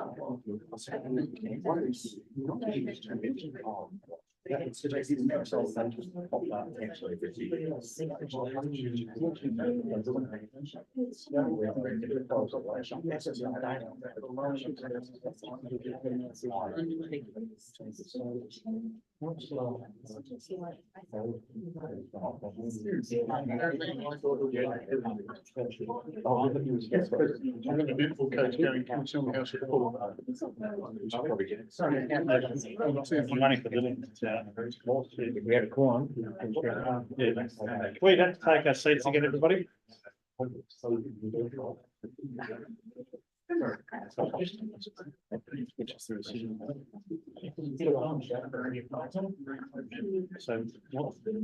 what am I doing? Yeah, Together. So you can suspend. Yeah, probably the best way to do it. Second heading. Bring us back to the session. That's a big way. Straight away, move a second. See you first. Right, anyway. And then motions. Oh, look, last night, I fell asleep. Okay, everybody, let's get going again. So item 11 on the agenda, general business of an urgent nature. Are there any urgent items which people need to raise? Okay, moving on to item number 12, reports for information. There's two reports there, 12.1 audit and risk committee meeting and Mayoral monthly activity report noting. No, it's in the next file. So does anyone want to pull either one of those out for discussion? Councillor Backer, would like to pull out. 12.1 is just for a question. Yep, no worries. So we'll move. Sorry, let's just go ahead and do that one. So your question is? Yeah, just around the audit in this committee, I noticed the meeting procedures have changed so that a member can be absent, and obviously that allows attendance at the audit committee reports. That's a change in the meeting procedures. Noting that the gallery still haven't got a hearing room, I'm just wondering, will the audit and risk committee meetings be affected as far as being able to hear people in the gallery? So I might take that one on notice. Ms. Batty, can you answer it? Well, we're working on the request of the audit risk committee, started through the chair. The request of the audit and risk committee was to prepare some guidelines in order to enable that to be enacted. They are being drafted at the moment, and they include requirements to ensure that the public access will be maintained. And we are anticipating that the TK room, we have a May install date, so we are very close. Excellent. That's all I wanted to know. Thank you. Should they point out from time to time, occasionally the audit risk committee has been forced to meet in other rooms. As we were, yeah, the reason why there's laughter is because we were very, very tightly confined at our last meeting, and I had a 3-hour view of the ice cream. View. My apologies, Mr. Chair. just also wanted to note, there was some discussion in a recent workshop around the number of terms that a independent member could serve on the audit and risk committee. So just confirming that that's capped at 3 terms now. So that's the extent to which an independent member can serve. And one of the main reasons behind that notion was to ensure that independent members remain independent and can get to acclimatise to what we were doing here at council. So just wanted to cover off on that point. So item 12.1, do I have a mover? Councillor Barnett, would you like to talk to the motion? No, no. Do I have a seconder? Councillor Nguyen, would you like to talk to the motion? Can't see much need for debate, so let's put it to vote. All those in favour? Against, carried unanimously. Item 12.2, do I have a mover? Councillor Barnett, would you like to talk to the motion? No. Do I have a seconder? Councillor Groot, would you like to talk to the motion? I wouldn't, but just to say, well done, particularly for the 5AA interview, which is one I heard you did really well, and I thought reflected us in a very good light, so. Thanks. Unless there's any further discussion, I'll put that to the vote. All those in favour? Against, carried unanimously. Item 13, council member reports and briefings. There's a report tabled by Councillor Jason Nelson. Thank you, Councillor Nelson. Any further council member reports and or briefings?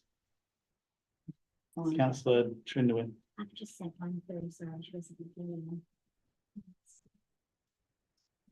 And see there's one up there for Councillor Barnett as well. Thank you. Any further reports or briefings? If not, we'll move on to motions on notice. So item, what I might recommend here for item 14.1 and 14.2, I just want to suspend meeting procedures for 5 minutes. So if we would like to discuss, all those in favour? Against, motion carried. So we will vote on these separately, but I thought given that they're dealing with largely the same issue, we might want to have a discussion about them concurrently. So is there any discussion about either of these items that people would like to kick off? Councillor Stanton and then Councillor Grant. I think they both honour the original spirit of the motion to talk about car parking. I think it needs to be done. It needs to be done. Yep. Deputy Mayor. Supportive of both. I just had a question about 14.2. Does that require a motion, council? And if so, why? Given that it happened on Saturday. I guess what happened on Saturday was a trial. This is looking to investigate a permanent solution. My understanding of what I've written there. Does it require a motion on notice? So I would have thought it'd be an operational issue that. Through the mayor, no, it doesn't, but I believe, in discussions with the mayor. It was really the public visibility around the issue at the time, and I thought it was worthwhile getting it on the record that we had acted. Well, we're proposing, we've got a vote on it still, but we're proposing to act on the situation which occurred. Yeah. So that's the main reason it was put forward in the motion. If I may, Mr. Mayor, pointing out the fact that you did receive correspondence from a local member on the issue, and I think this was an obvious way to respond to that at the time. So, well, yes, members are correct. We would have worked on this anyway, but I think this just elevates the issue in importance and priority. Absolutely. My only other question was, in terms of disability parking, does this increase, decrease, or no net outcome, no net difference? Doesn't decrease it. I'm not sure whether it increases or not, CEO. Mr. Villena, we've discussed a solution in this area. Through the chair, the intent is it's a no net loss. However, in the trial, we've discovered some issues that we have to address moving forward with respect to access to the car park. The intent was to effectively relocate the disabled parks that were being used on the southern side by the cricket club, the drop-off and pick-up zone, and to relocate them internally in the ground. We had sought and received support from the North Adelaide Football Club. However, there was an issue with the actual lock on the day. So really it's the SANFL apparently. So trying to get that right this week. Wasn't any pushback, thankfully, but that's something that we've seen results. So I'm very strange to debate here, but does it also maintain the two parks on the western side of the oval? Where I know on Good Friday there was 2 generators in those 2 parks. Does it retain those? They're not affected at all, are they? No. Thank you. Any further discussion? Councillor Backer. Yeah, look, I'm just interested in the ability of to rescind the motion in total, or an alteration in regards to the line marking proposed. It seems to read differently. Councillor Green, you might need to help me out, because I think there's some line answers. This is 14.1 we're discussing. Yep. Of course, the hyperlinks don't work on the agenda, so. Here we go. Because I think one of the issues is, this is not debate, this is just any line marking works that would change existing line marking in a manner that would reduce might be legal parking availability until after the workshop discussion has been held and an appropriate path forward has been determined. Only because there's some other areas around the city that we acknowledge, you know, line marking needs to be done. But I think a lot of the issue, as is on our website and explaining to residents, the communication just wasn't there. So people came home and all of a sudden was a yellow line. And I had given this feedback to administration as well. I don't know if it's the contractor who sends the images of where the line marking is, and it's about 1:200 scale. I've got a relative who lives in Holdfast Bay, and I had a yellow line in front of the house, and it was legible. You could actually see where the yellow line was going to be in relation to the house. I'm just wondering if we can amend it, or is it better to rescind it? We're planning on rescinding this motion. We're amending the resolution, I suppose. Yeah. I'll just point out to members, we've got a workshop coming up on this in 3 weeks' time. Yeah. 14th of May is our target date, Mr. Brown. 7th of July, 7th of May. Yes, it's been moved out a little bit with the delay with the slightly happening there, but it's probably taken the same.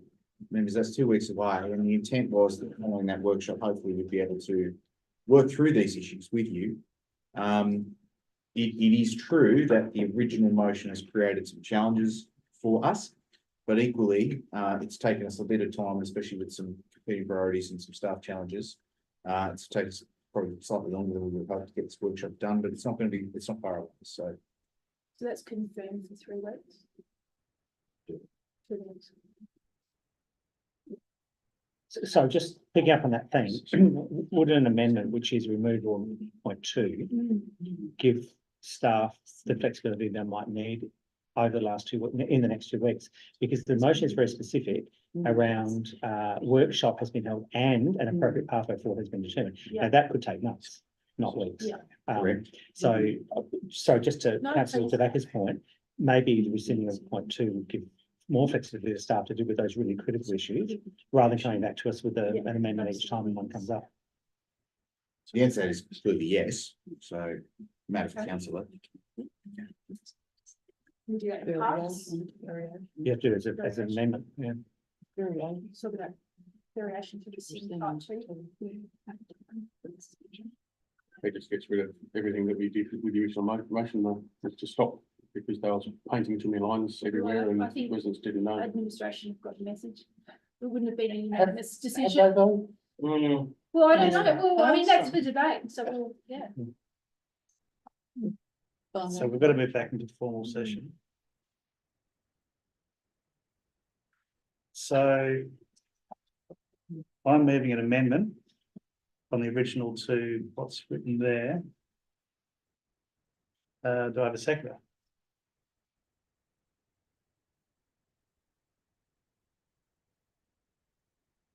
I'm hesitating to speak, people seem to look at me for some reason, because is Councillor Becker going to move an amendment? I'm going to move amendment to rescind part 2. Is Then that right? I'll second it. Okay. Any further discussion? Can I talk? Oh, sorry. Yeah. So look, I think it makes absolutely perfect sense. I think we tied council's hands pretty tight with this one. And I think it was in reaction to some behaviour that we thought wasn't okay or was wrong. And I think not all residents were necessarily correct in the way that they depicted some of the issues that were happening. I'm really supportive of a foreshadow amendment, which actually removes item 2. I think staff have heard our concerns and know what our expectations are. I'm concerned about that bit around appropriate pathway forward. That's not a quick piece of work. There's no traffic engineer at the moment. We've heard that, and the expectation that would come back to us in a matter of weeks after workshop is unrealistic. That takes us to July, August, September before we have any resolution. I think that's unacceptable. So if there was a foreshadow variation, I'll certainly be supportive of it if it included removing recommendation two. Thank you, Deputy Mayor Group. Any further discussion? So I've got to move variation. Yep. To rescind. Just remove. Just Remove remove part that. So again, just from a procedural standpoint, members, because I want to make sure we get the minutes right here. The motion that had been proposed was to rescind everything and replace it with what's below. So essentially, which was everything that was originally there plus the wording in red. Okay, sorry. What you'd instead be replacing it with is just point one, not point two. I think that's what, And my understanding, based on what just happened, If I keep it. well, you retain point one, but not point two. Yeah. Which is what I just heard you say, and then what I heard happen was Alison moved that because you didn't get a second, Mr. Mayor. Yeah, I Alison seconded. moved that. I second. Oh, you seconded Yeah, the yeah, mayor's yeah. motion. Yes, With correct. that change. No, I just gave my thoughts. Oh, on the matter. my apologies. Yeah. I'm sorry, when, so we've got sorry, a mover and a seconder. We've got a variation on the table. I was saying nice things about you at the time too. sorry. It's missed them all. Like, let's just get that right. To remove part two. From the replacement motion.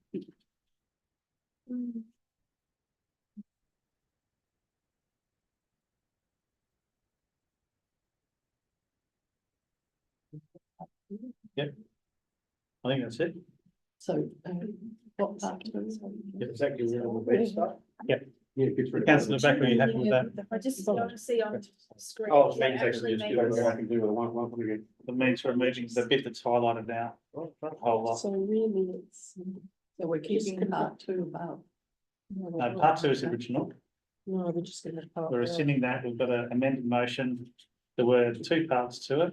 There's been a variation requested to remove part two and to leave part one of everything that you can see below that, council. So ignore what's above it. What's below it is what we're looking at. And there's a recommendation, a variation put forward to remove part two. Can I ask a Sorry. question? Yep. What stops work just proceeding again?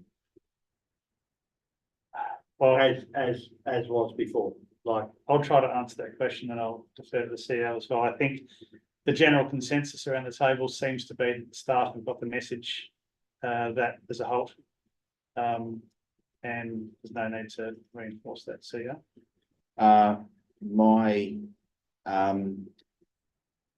personal career desire to retain my job will strongly encourage me to have a conversation with my director that we hold the line, no pun intended, on marking until we've had the workshop and had a discussion. so it's a gentleman's agreement. You gotta trust me with this. All right. Let's go. Thank you, Last councillor. word. For me, possible. Let's keep things Mr. moving Delano, on. sir. Let's keep things So moving do I on. So, speak to it briefly or do I? no, need the movement Oh, second to. second. Yeah. I'm happy to accept that. No. I mean, yes, sorry. It's getting too late. Marty does it. Yeah. Councillor Baker. Look, I think this is a common sense to me. I think there is generally angst amongst the community and we listen. And I think that's what we do here as council. And I think the fact that we've got a committed workshop in May, I'm hoping. But that probably should be in the motion, but if it's not coming to us, we'll chase it up. I think it just allows this council staff to get on with those important safety concerns, but with heightened alert to when we are removing any parking, that there has to be some figure around that to avoid a repeat of what happened last time. And projects and the variation. Thank you. Any further discussion? Around the table. If not, let's put that to the vote. All those in favour? Against, carried unanimously. Item 14.2, notice of motion, designated pickup drop-off zone, on page 403 of the agenda. So I'm going to move that one. Do I have a seconder? Deputy Mayor Group, would you like to speak to the motion? Great idea. Any further discussion around the table on this item? If not, we'll put that to the vote. All those in favour? Against, carried unanimously. Item 14.3, notion of notice, community meeting, Deputy Mayor Mark Reid, I'll assume you'd like to move that one. Thank you. I won't read it out. I know that it's getting late, but I've been reflecting on this one for a little while actually, and reflecting on my time in council. I don't think I've ever been here during a period where the community feels so disengaged with the council, and that's not a universal comment. I think certainly from what I've heard and people I've spoken to and what I've read, there seems to be a disconnect between the decisions of council and our conversations in council that not everyone can come to. And I was on YouTube earlier. There are 5 viewers, of which I'm one, and maybe staff members another. So there's not a lot of people watching on YouTube either. And I was just trying to think through and tested this with a few people. How do we get the ability to have a conversation with our community without the constraints of procedure or workshop? And this is what I've come up with. And so this is really designed to have an opportunity for us as elected members, and it's an opt-in, opt-out, to put on your Nikes, put on your Adidas shoes, come to a local park, once every 3 months, and meet with the community and have it as an informal thing. It's not a formal workshop. It's not a concert.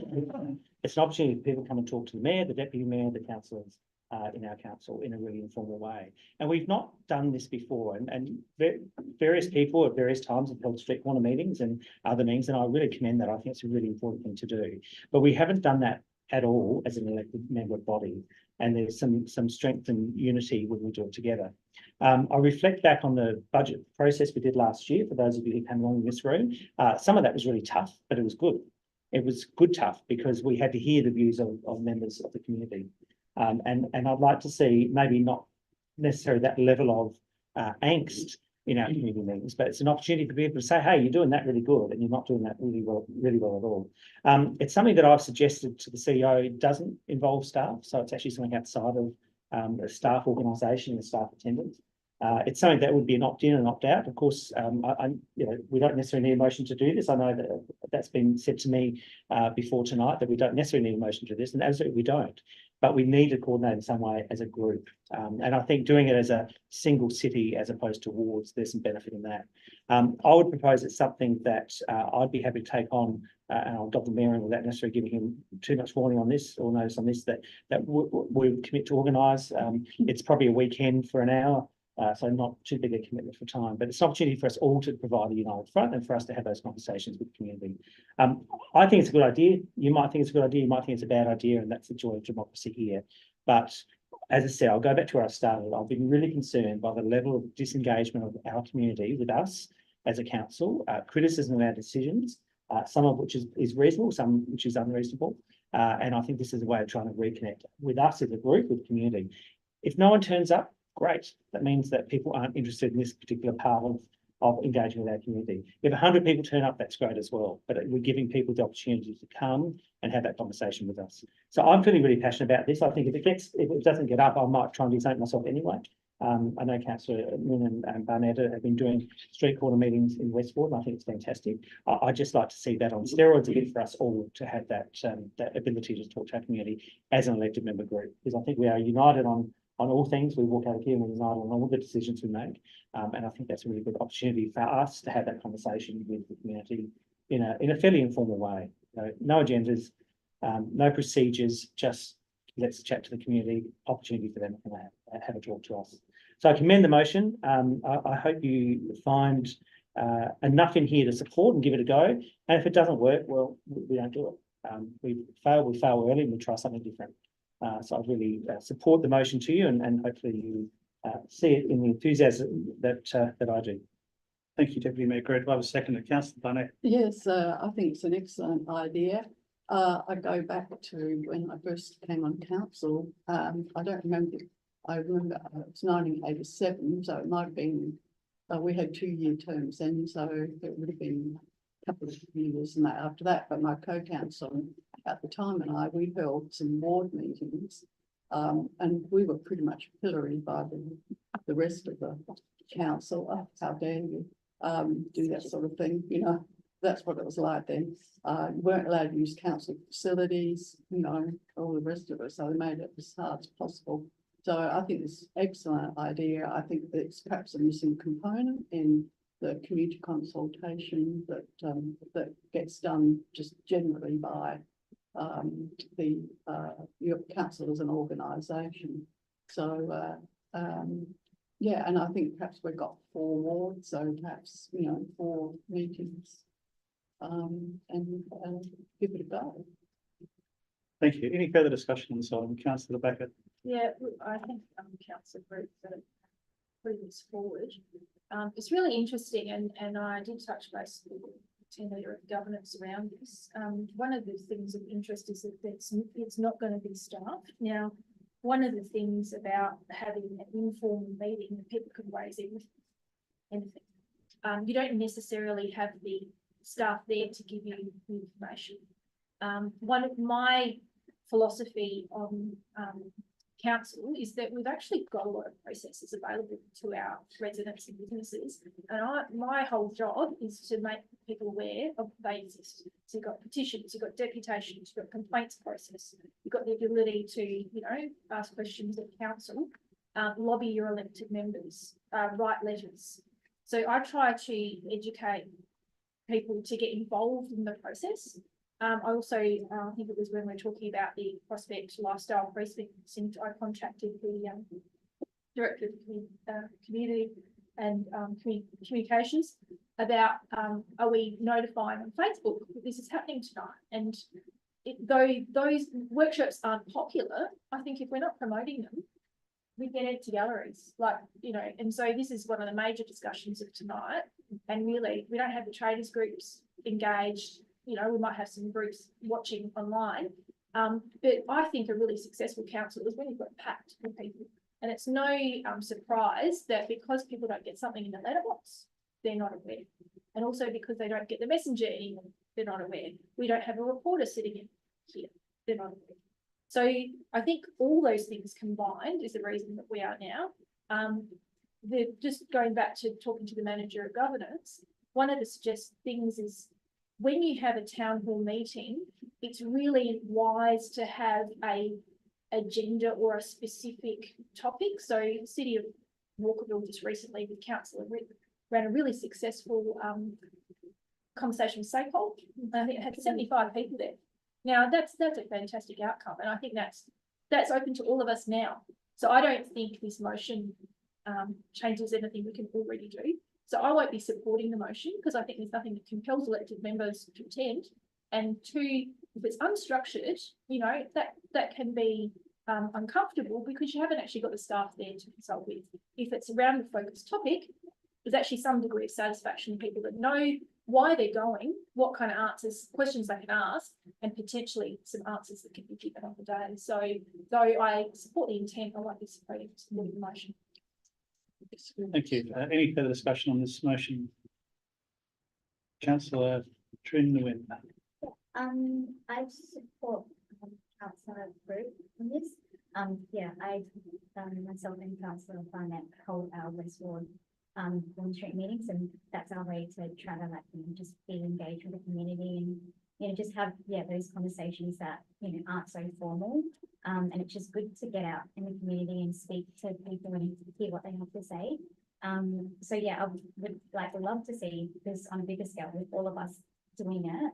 And people don't feel like they have to register to come and that it's a formal occasion. And if we advertise and promote it through the council and through our own avenues, I think be something that I think the community would really enjoy and appreciate. So I fully support it. Councillor Stanton. I kind of flip-flopped on this. I thought, well, why do we need a formal motion to stand in the park and talk to people? But I like the idea of formalising it because then it might actually happen and people might actually go along. I personally do Fridays at Broadview, and I would like to think that as many people as possible come along, and I get people just randomly turning up because they know I'm there. And I am there Friday mornings at Broadview Oval with the dog and with other dogs. You don't have to bring a dog. Lizzie Chris comes along sometimes, doesn't bring a dog. Hi Lizzie, I know you're watching. But I think this is actually a good idea. Hopefully there will be dogs and barbecue. And it'd be nice to have everyone there, including Councillor De Backer as well. And we are unique, I think, in some respect, that we are a united front as councillors. I know other councils that are full of factions and full of, outside their enemies. And I think we're unique that we all do get along, and I think would actually be good for residents to see us all there united in a relaxed atmosphere. So I'm actually I wasn't going to, but I'm actually going to support it. Thank you, councillor Greenwood. Initially, I was unsure about this motion, but having heard all the different views, I think it's just another avenue for people to come to speak, for us to have conversations with our community. So I'll be supporting this. Thank you. Any further discussion? Councillor. Everyone else said this, I might just as well. I was the same as others. I flipped and flopped, only because I read it 3 or 4 times and gone, why is this even a motion? This to me should be business as usual for us. I know when I joined council, I sort of envisaged having quarterly town hall meetings and the crowds come and abuse us and tell us what we're doing wrong so we can learn from all of our mistakes, and that just hasn't happened. So I think I envisioned a bit different to Councillor Groot, and I'm a bit disappointed that Councillor Groot thinks that we've maybe I'm just looking through things through rose-coloured the glasses, but I know when I go to Chivo down here or to Coles or to the football or to cross to Prospect North Primary School, I'm actually getting some very good feedback about some of the good things we're doing with the parks and the gardens, everything else. So I'm disappointed to think that they've disengaged. But getting back, I'd like to see it more formalised. I'd like to see it as an actual town hall meeting where we're getting 100 people sitting in Eliza Hall, who've actually got a minute taker taking notes about what the feedback is and everything else. And I can envisage seeing the 9 councillors, so 8 councillors plus the mayor, sitting on the stage and being drilled, why did you do this? What are you doing about that? I'd rather see it as a formal meeting 4 times a year. But I think this at least starts the discussion. It starts the process. I see no harm in it getting up, so I'm going to support it. Councillor Holland. Look, I also wondered why this would come to a motion when it's something that, you could just do. But I actually have just listening to everyone's view, having more of a think on it. I like the informal side of things, but I think there's, possibly a gathering would attract perhaps the same people, whereas if we take the approach of meet your members and perhaps call it that, so we're just, creating a sort of a narrative, but an impression that it's just come to meet your elected members. And I think you get a few more people that come along casually, people that haven't got an issue, and they're more likely in the future to contact you because you are a real person. They've spoken to you before. Have you found that? Oh, sorry. Like I just get the feeling that, if it turned out to be a yearly thing, you'd get the same group of people where we probably need the disengaged people to come along. And if we sort of sell this as something that's very casual and it's to meet us and we are the in-between people and we're approachable and they get to know us, they're more likely to then perhaps engage more in the future. So I don't know if that would require a bit of a change in wording there, but if it's went for that. But like meet your councillors, and as a group it becomes a bit more casual setting, a bit more inviting, a bit less intimidating for those that don't actually have any questions, but they can still come along. So presenting it in that fashion, I think, could be something that is completely different to what we have offered, because when there are those public meetings, they're quite specific and they will attract people that, residents that need, to have questions answered on specific things. But whereas this, thank you. Has everyone spoken? I think so, yeah. From the chair, I'm supportive of this. It's a starting point. If it works, then that's great. If it doesn't work, then it might push us in the right direction if something does work. I guess it's come to us as a motion because we haven't done it before. And maybe that's one of the points behind Deputy Mayor Mark bringing it to us as a motion. Would you like to sum up? Yeah, thank you. And just a couple of things I want to say. I think Councillor Becker talked about our existing processes, and I think that we have them, and some of them are legislated, we have to. You think back to our annual budget process, we get about 12 or 13 people to the annual, drop-in session. We get schools engaged, but outside of that, not a lot of people proactively engage. We have to ask them and pay them with a voucher to be part of our reference group. We have not a single person, to Councillor Becker's point, in the gallery tonight that's a member of the public. I think it's correct. Residents Association's not here, traders aren't here, no one is here. And this is our biggest agenda, or one of our biggest agendas for the year. So we're not engaging. And I think Councillor Nelson's right. We all have our ins with the community in the city of Prospect. But that is just one part of dealing with all the community. So if we want to get to all 20,000 people in a year to talk to them, each one of us as councillors would have to talk to 52 individual people, unique individual people a week in order to get to those, to our community. That's not possible. It's not feasible to do that. So this is just some attempt to try and do that in a way that's a little bit different. I think to the question, why is it a motion? A fair question, but I'll say, why haven't we done it in the past? We've not done it in the past. This is a prompt for us to do it. So did it require a motion? Probably not. But it's here, and hopefully it prompts us to do something. We've not done it in the past as an elected member group outside of last year's budget public workshop or public meeting. Anyway, I think it's got enough votes to get up. I commend the motion to you. Thank you. Let's put it to the vote. All those in favour? Against? Motion carried. Sorry, Division. Yeah, that's fine.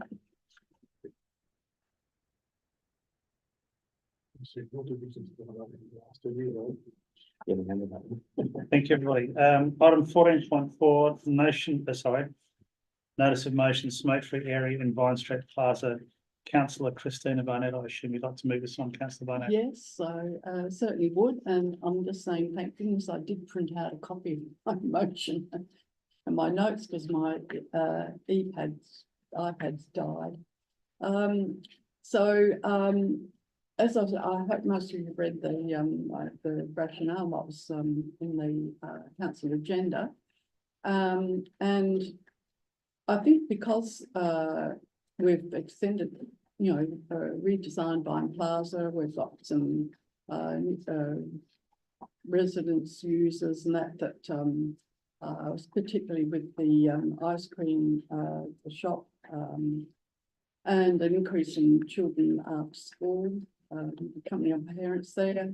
And yeah, I think that it prompted me to think, well, we should be trying to do something like this.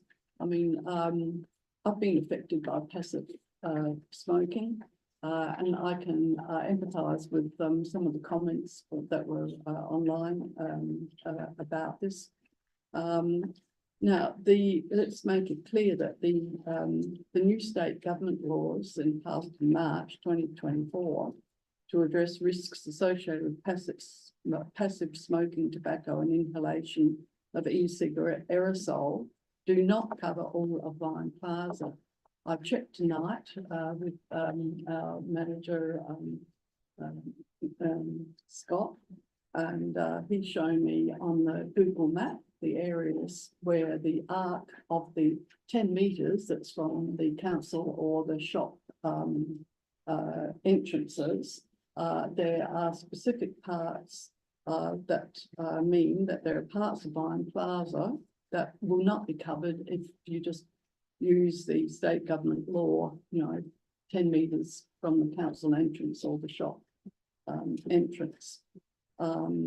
So I did seek advice from council staff to introduce the whole of Vine Street Plaza as a smoke-free area.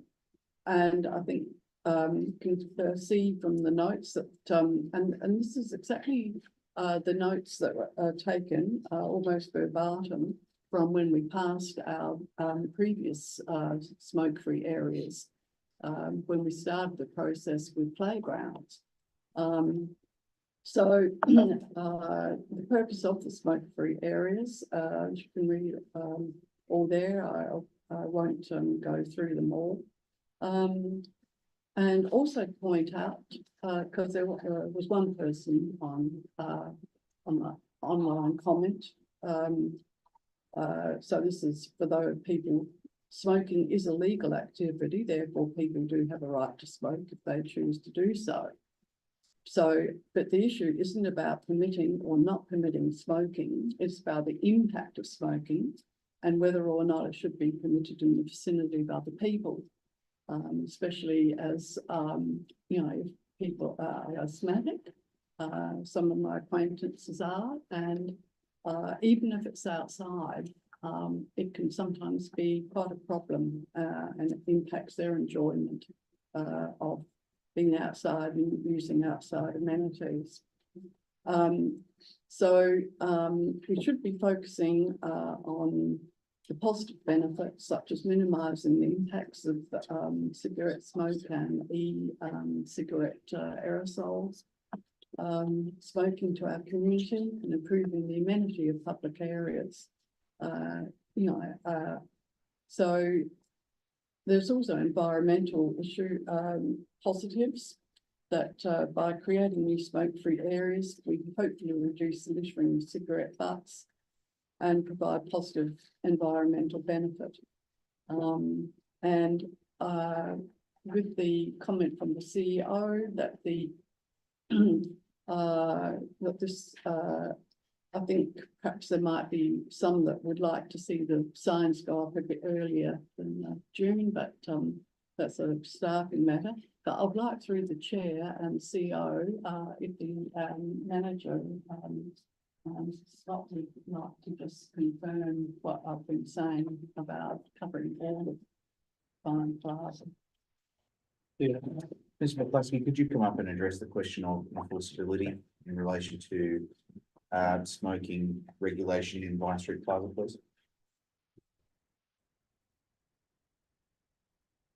And through the chair to then take a question more broadly, the intent of what the state government has done with its changes to legislation is to try to minimise or prevent smoking recirculation, secondhand smoking, moving its way into buildings. So it has created a separation distance away from doors and common points where people move in and out and they bring secondhand smoking stuff. By and large, the government didn't expect a lot of active enforcement would be necessary because the government expected that largely the community would self-police this issue. And they have produced template signage to the state government that businesses and councils can place at doorways or entrances to buildings to reinforce that 10-metre radius that applies to them. As Councillor Barnett alludes, my measurements show a series of gaps, if I can call them pockets, within Vine Street Plaza, where it would be legal to smoke. And the science suggests it is unlikely that smoke will recirculate into the building, and so it goes beyond the state government's interest. Council does have an existing bylaw dealing with this issue.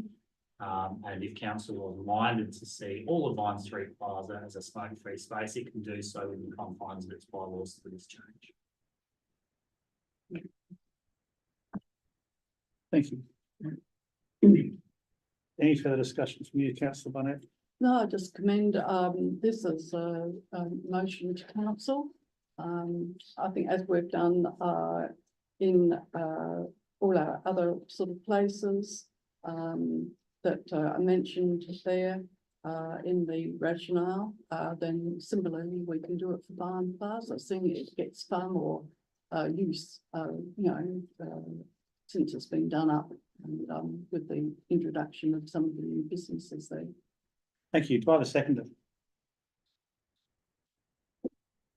Councillor Trindwin, would you like to speak to the motion? Yeah, I'm support the motion. Yeah, I've had some residents and some comments as well about the changes, and it doesn't apply to certain areas. And I feel like Vine Street is used a lot by the residents that frequent the businesses, and just like young children coming to the council building. So yeah, I definitely feel like this is something that we should consider and support the motion. Thank you. Is there any further discussion, Councillor Sandon, and then, sorry, I think Councillor Sandon and Councillor Tobacco, then Councillor Nelson. From the explanation there, it seems that you've got arcs and pockets, and I just think it would be the most bull-headed smoker that would actually map out with a piece of chalk and string the arcs and the pockets and find that perfect little spot in Byron Plaza that they can smoke just to be annoying. But I fully commend the motion. Thank you, councillor Shannon. Councillor Becker. Look, I support the motion, but I've just got a few questions as well. Just, look, smoking is still legal. And obviously there's probably smokers within our staff, smokers within our library users, smokers within our contractors. So if there's not spaces allocated, does this possibly create a problem whereby we're pushing that behaviour to the top end of Vine Street, which is residential? Maybe just a question through the chair, maybe to someone who might see that behaviour in other areas and has seen it in other councils. CEO. Hypothetically, yes. Yeah, so it's just, I just sort of see, obviously, you know, you could be responsible and say, okay, we're carving out this area and we can manage the mess and we can manage responsible use, or potentially just say an evening event. I think that's great, but you could actually push the problem down a residential street. So I suppose in moving this motion, I just want people to be aware and that can come back to us. Thank you, councillor Becker. Councillor Nelson. Yeah, look, I just made a couple of points, just bring up on one of Councillor Barnett's points that, yes, I did mention to her that we should just put up signs. I didn't use those many words, but there was a notification that went out from the LGA on the 9th of February to all councils, apparently via their website, that stated that in accordance with the new laws that all South Australian councils were required to install new signage outside the facilities by Friday the 1st of March 2024. So I'm not sure whether we didn't get that.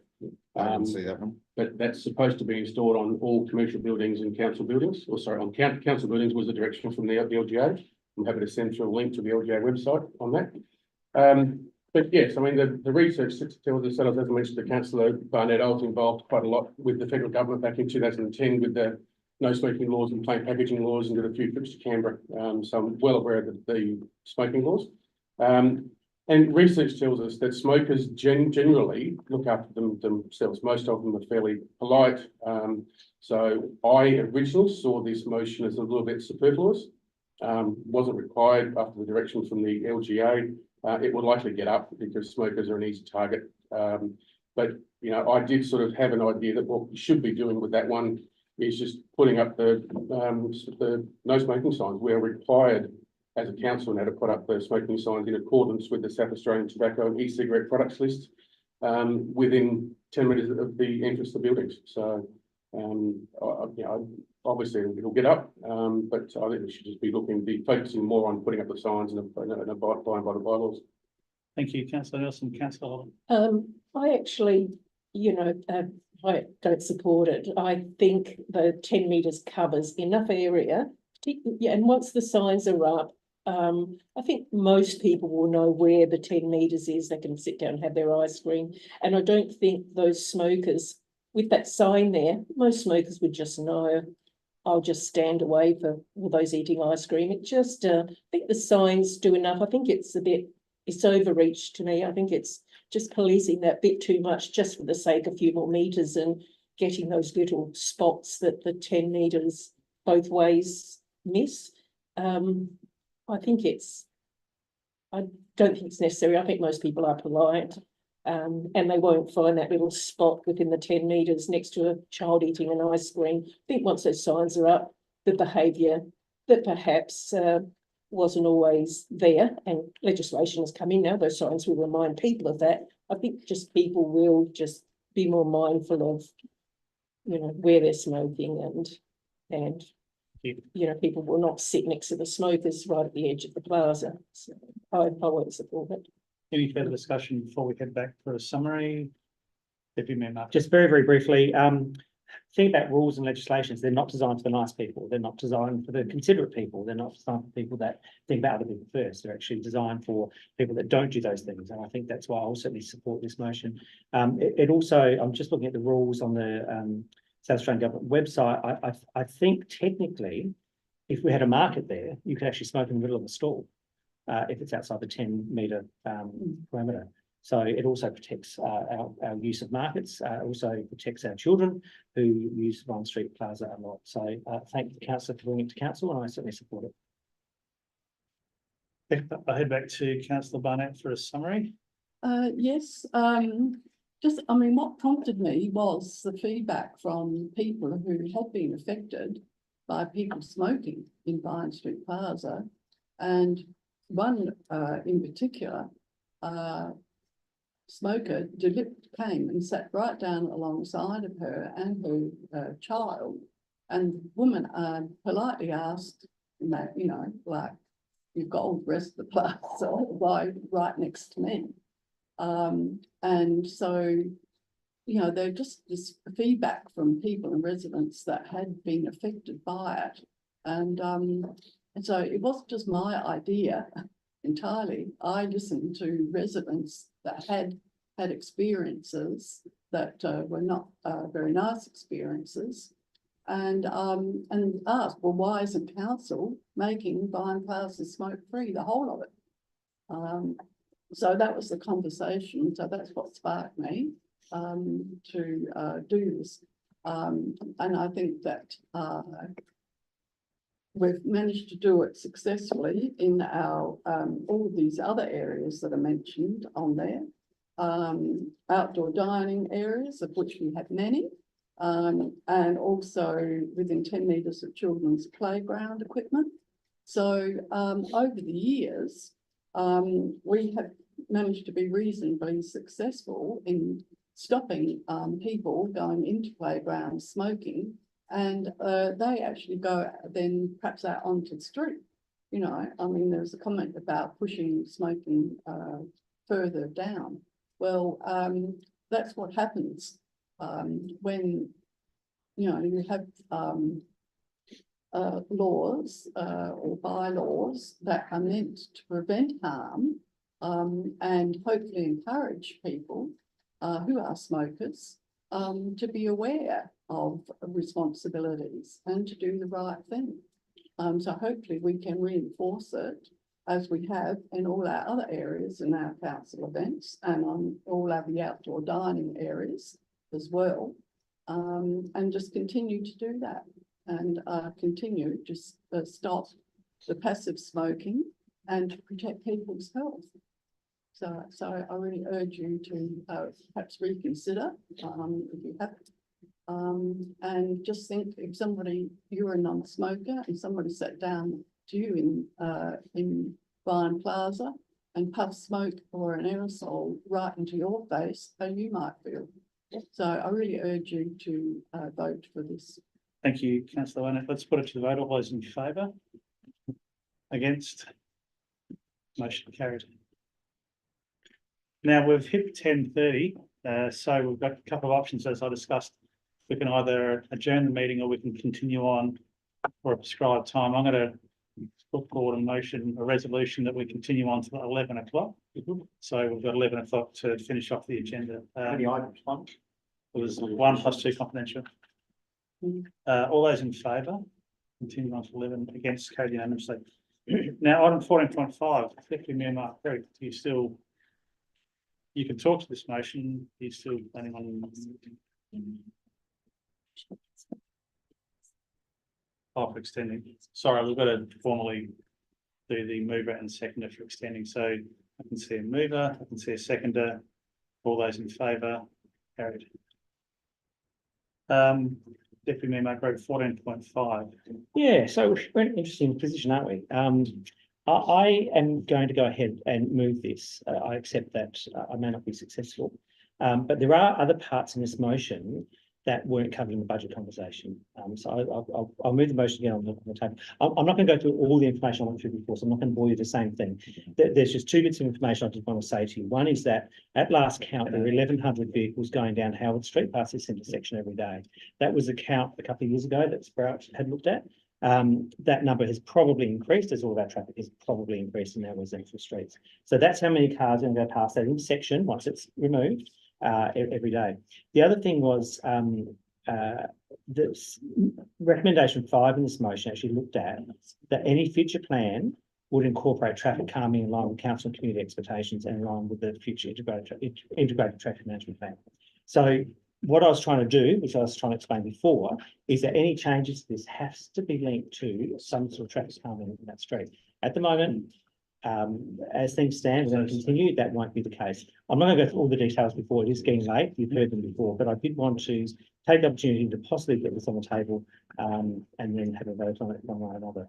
But I will just reiterate what I said earlier in terms of where we're at on this, the process it's taken to get to this point, and what the recommendation or the decision of council tonight will mean in terms of no traffic calming in that part of Howard, despite there being around about 500 metres away that we just put in at the moment. Thank you. Just making a note, I believe that given previous discussions tonight, we're only really looking at part 2 and part 5. Is there any reason why I can't move at all?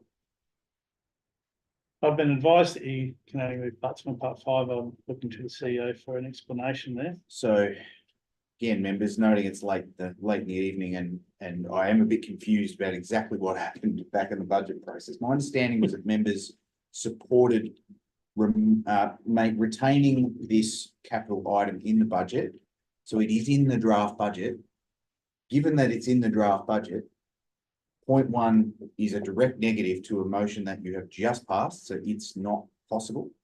Unless we rescind, which frankly, I'm not looking to rescind. So point 2 is possible, in spite of the fact that you are funding the continuation of the project. Point 3 is obviously a direct negative to council's stated position in the last item, in the any business plan item. But it's been consulted on. Yes, and point 4 obviously is also somewhat superfluous given there are no capital savings. Point 5 can be considered on its own merit. So I would suggest that the mayor's probably correct insofar as the items that can realistically be considered at this point in time, given what's in the draft budget, are points 2 and 5. Thank you, CEO. Can I have a seconder for the motion, unless you've got a further question?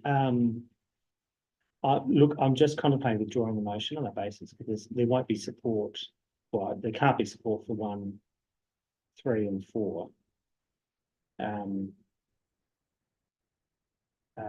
Well, look, let the record show that this matter was dealt with in the budget session. I'll withdraw the motion. Thank you. For now. Sorry, the bottom cherry when you adopt it. It is being consulted. Item 15 is questions with notice. There are no questions with notice. So we're moving on to confidential items. Yep.